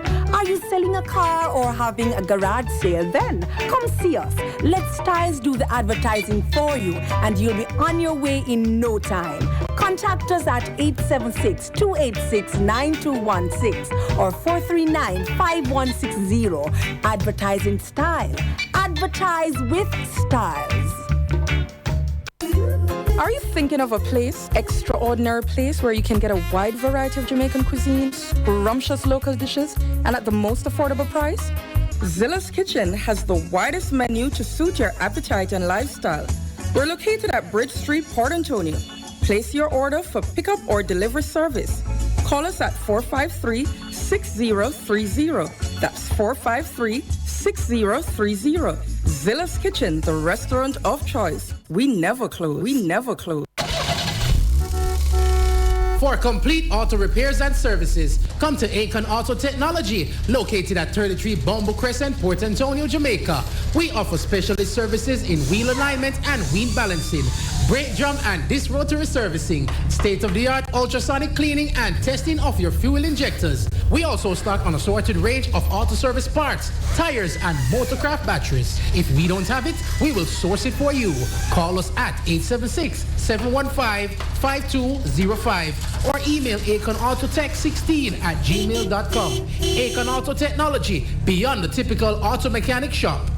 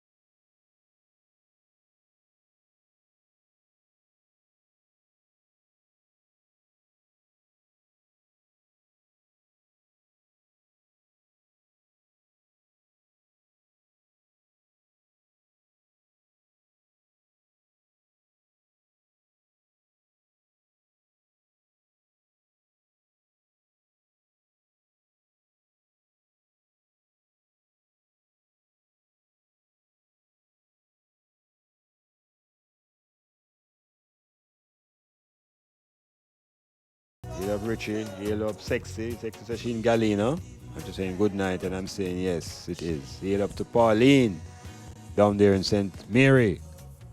And hail up to Amira out there in St. Thomas, Portland. And Yaya. And all the other forces.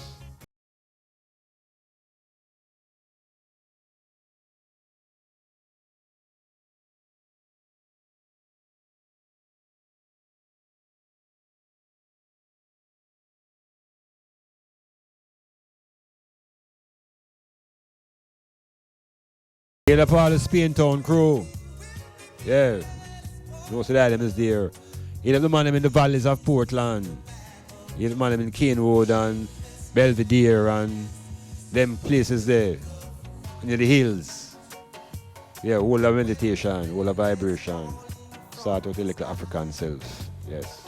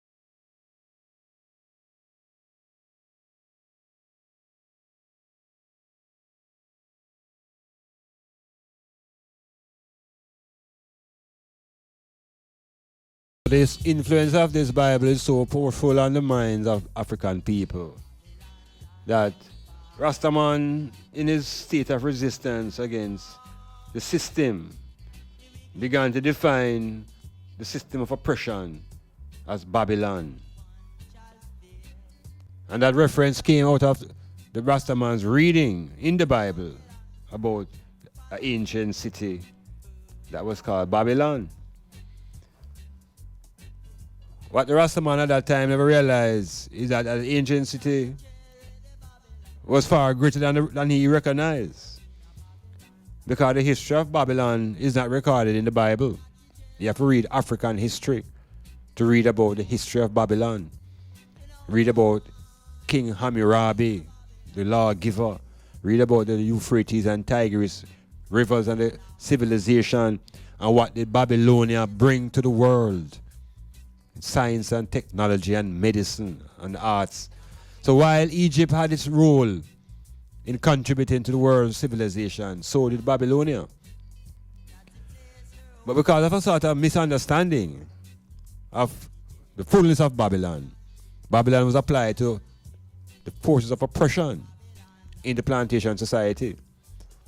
And those forces of oppression were represented by the police. And so from that perspective, the police in Jamaica were called Babylon. Representation of the system of oppression. But it's a misguided concept. Because what it really began to do was demonize African history. And demonize Africans who recognize the power of Babylon. And I'd recommend that all ones and ones who cried on Babylon, go and read up on the city of Babylon. Don't read no Bible story. Read the history of Babylon. Read about how the states came together. Read about the rule of Hammurabi. And understand your black self from a different perspective. And when you recognize the greatness of Babylon, you begin to realize that the enemy of black people was never Babylon. The enemy is still the same enemy, which is Rome. It is a Roman Empire that invaded and brought an end to the rise and power of African Egyptian culture. It's Rome. Using the Catholic Church and using the King James Bible as a weapon. So the same Rome today, Rastaman, they say a long time, the Vatican is a problem. The Pope in the Vatican. And the Vatican is still the center of the pedophile mentality, the center of homosexual behaviors, the Vatican. And that is where the focus of I is when we talk about chanting. We shouldn't be chanting down Rome, we should be chanting down Babylon, we should be chanting down Rome. Another aspect of the struggle now with turn up the system is that same book called Bible that has been confusing African people with them history, uses the story of Abraham.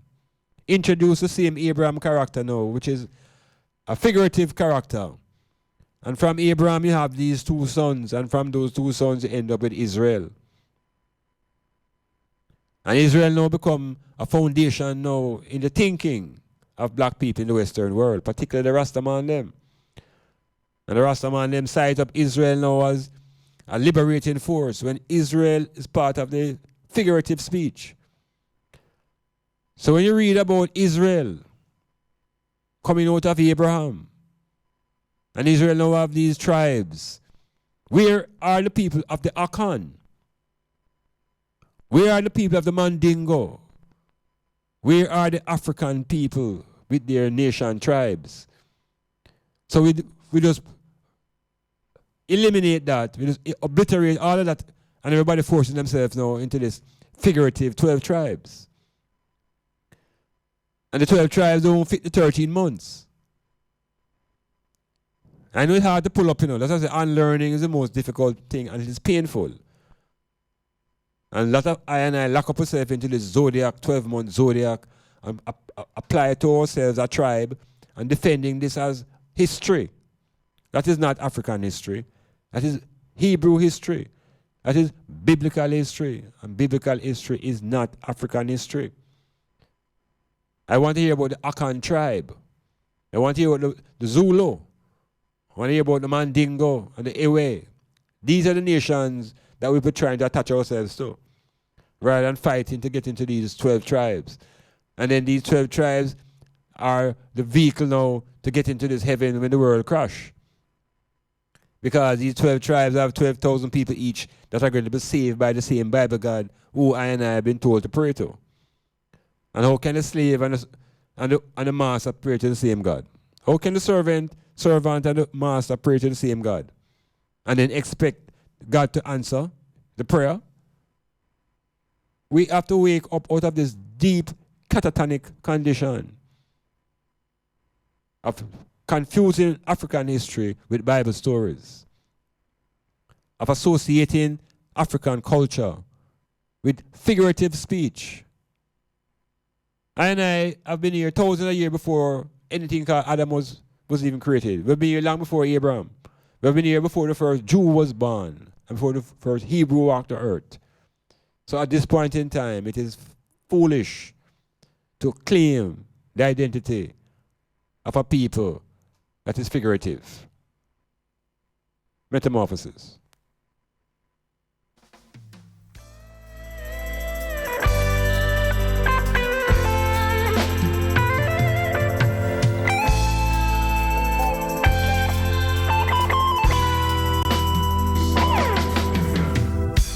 Now living in a Babylon ain't easy. Said living in a Babylon ain't easy, no way.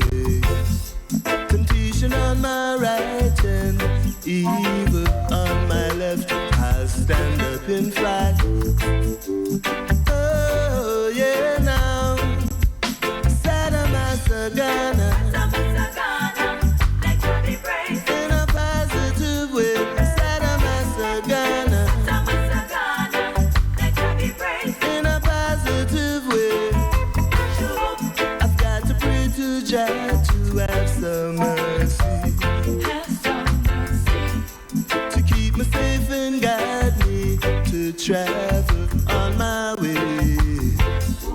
Temptation is so strong, but I must fight it. I'll stand up and fight. Fight for my oh, yeah, now. Sadamasagana. Let God be praised. In a positive way. Sadamasagana. Let God be praised. In a positive way. Let God be praised. In a positive way. Let God be praised. Oh, Jah, can't stand this feeling I feel inside of me. I've got to be free.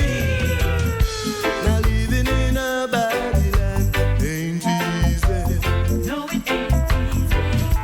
Said living in a Babylon ain't easy. No way. Temptation on my right hand, evil on my left. I'll stand up and fight now. Fight for oh, yeah, now. Sadamasagana. Let God be praised. In a positive way. Sadamasagana. Let God be praised. In a positive way.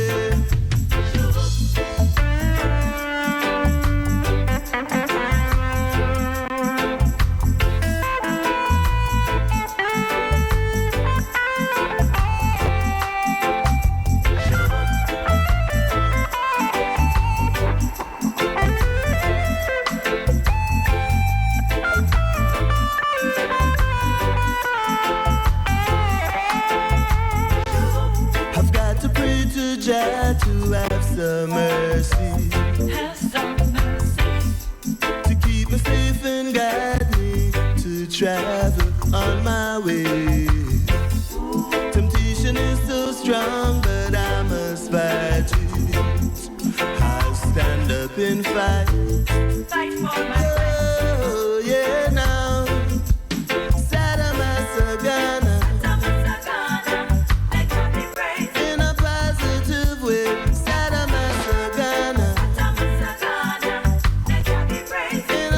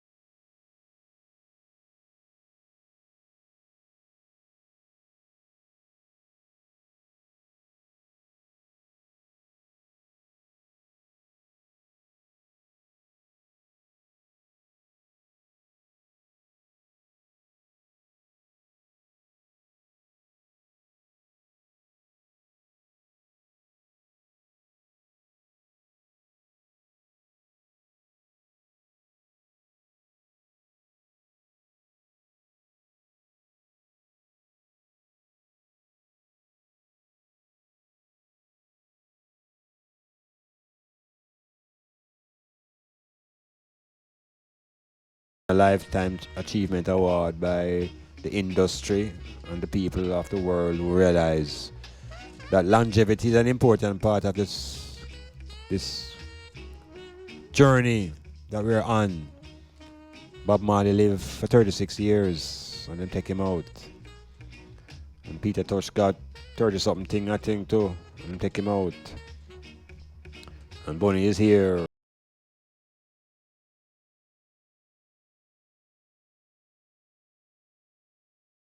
It is an important part of the journey, of the struggle, because you become a witness to the things that are unfolding. And as African people, enough of the things that are reaching us has reached already.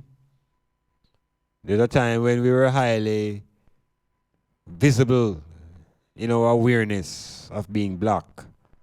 Now it's being diminished. And there's a contest on now as to who is browner.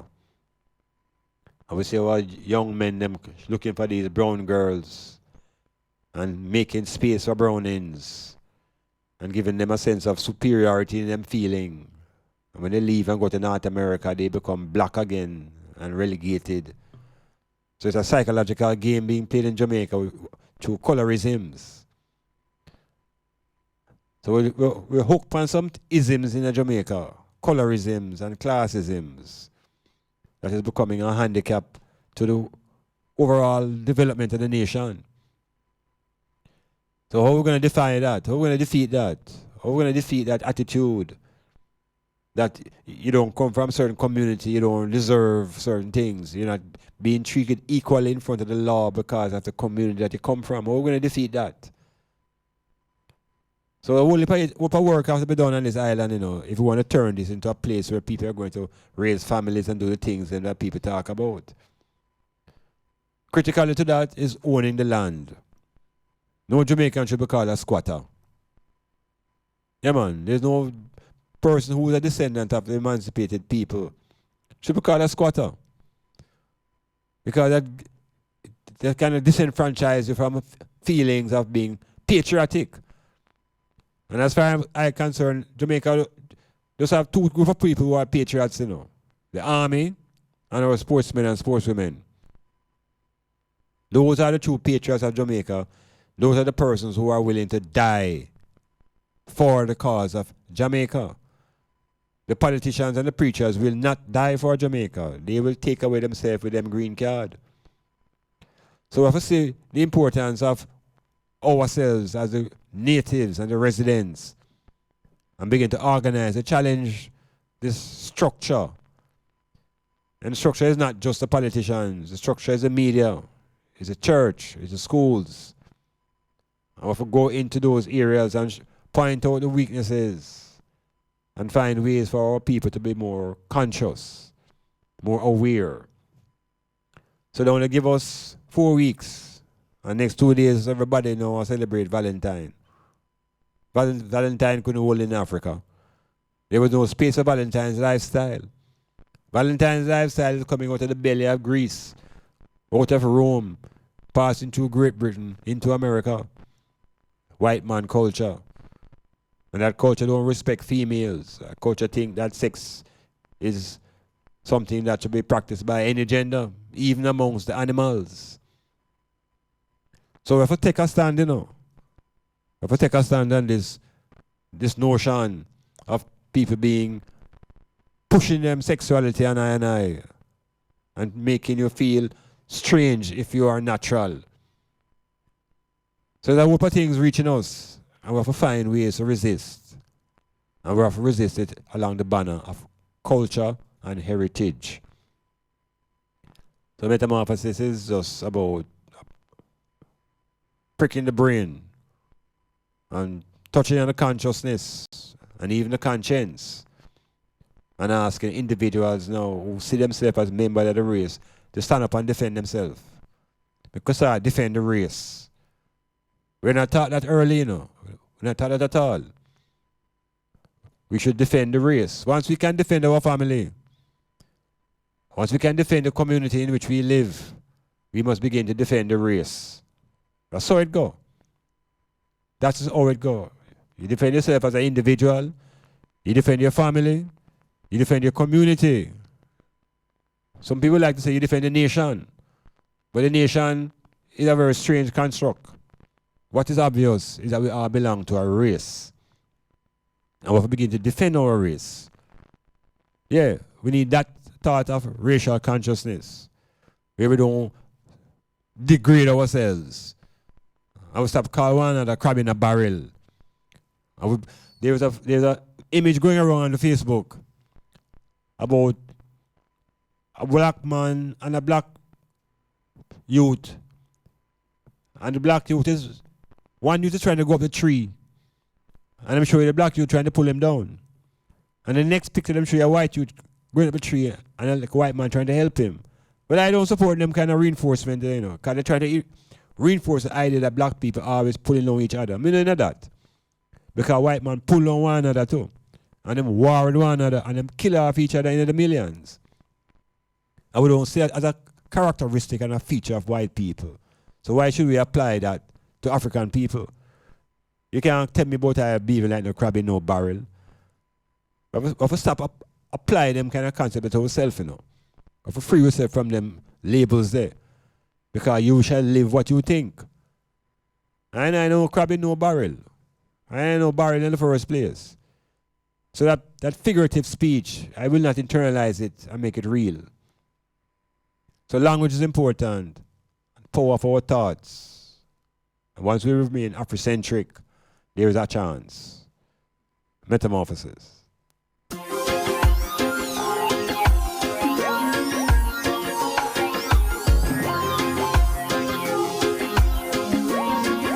The information we have tells us that Shirley Ann Jackson, a black woman, invented call waiting.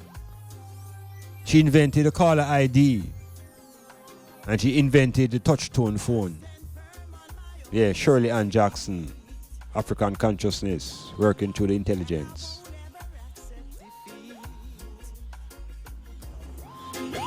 My success is destined to come.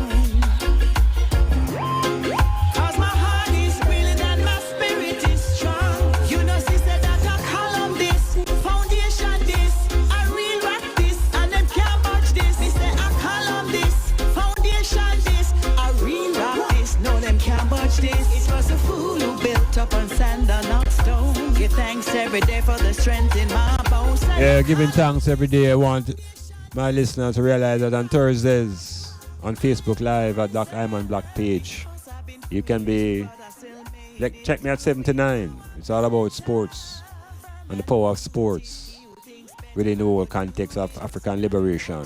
Thursdays on Facebook 7 to 9. And Saturday at the same time, check me on Osa Osa Bora. Saturday Night Live at Facebook, Dr. Iman Blak. So, we're all about promoting the information. We're about creating a media that will lead to greater thinking, expansion of our thoughts, not locked up in ABC and NBC and AB and NBS and all those little letters that come out of America. We want to be able to think for ourselves from an Afrocentric perspective, from a perspective of Rastafari, from a perspective of black people. And so the thinking must become black, no less. They all got eradicated. Ragamuffin, no boy can bounce no food out of you we play. When you see the wicked one, them can't be refused in me face. And you see the bad mind, one them end up in a very bad state.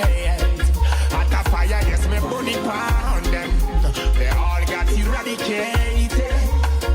Ragamuffin, no boy can bounce no food out of you we play. They only smile with you, but them heart is not clean. Walk a hundred miles with you, not a thing that know me. One thing what you gotta do is don't let them in.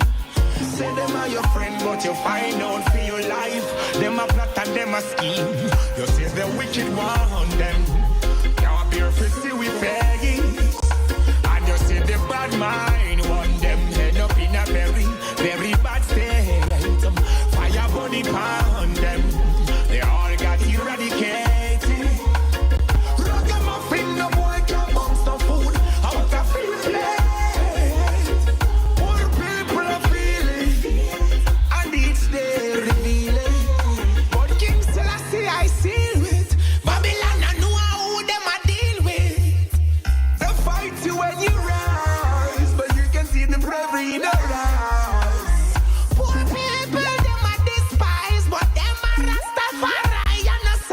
Well, you said the wicked want them.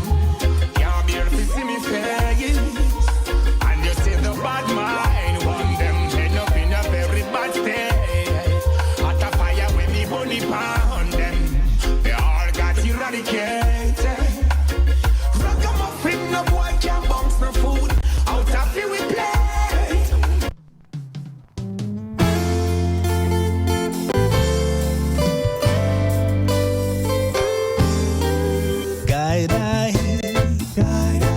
Guiding I eternally. Guide I. It's the voice that sets me free. Yeah, Metamorphosis on the way out. Thanking all ones and ones who participated both in the text line and the WhatsApp, and those who meditated and maintained their thoughts throughout this journey of Metamorphosis. Give thanks to the engineer Cassidy. Hail up Styles FM. Hail up the people of Port Antonio. Hail up Clifford Guest House on Titchfield Hill. Hail up Zilla and his restaurant and his exotic activities on top of the restaurant. And all ones and ones. Say thank you very much for being a part of the audience. Metamorphosis continue the journey of self-exploration and hopefully the liberation of the consciousness that will ultimately lead to economic empowerment, because ultimately it is the economics that defines the base of your power. It can be intellectual and spiritual, but you need to have that economic base. So we think about industry, manufacturers, or to people owners of production. Yes, and we go into the people in workplace thinking about how I can become owners of production as well. If not you, show it to the youth them.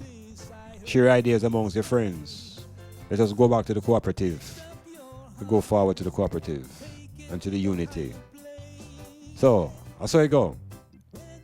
Peace unto the item, prosperity in your relations, prosperity in your home and your job and school. Stay fit, stay healthy, stay black. Rastafari. It's the voice that sets me free. Guide I. Whispering inside of me. Guide I. I feel peace and harmony. Be still and listen within, yeah. Do you hear the voice that's whispering, yeah?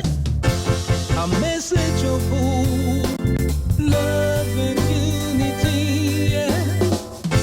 To all mankind, all humanity. Shh. Guide I.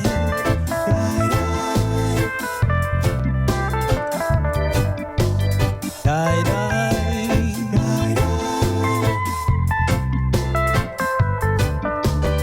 Guide I.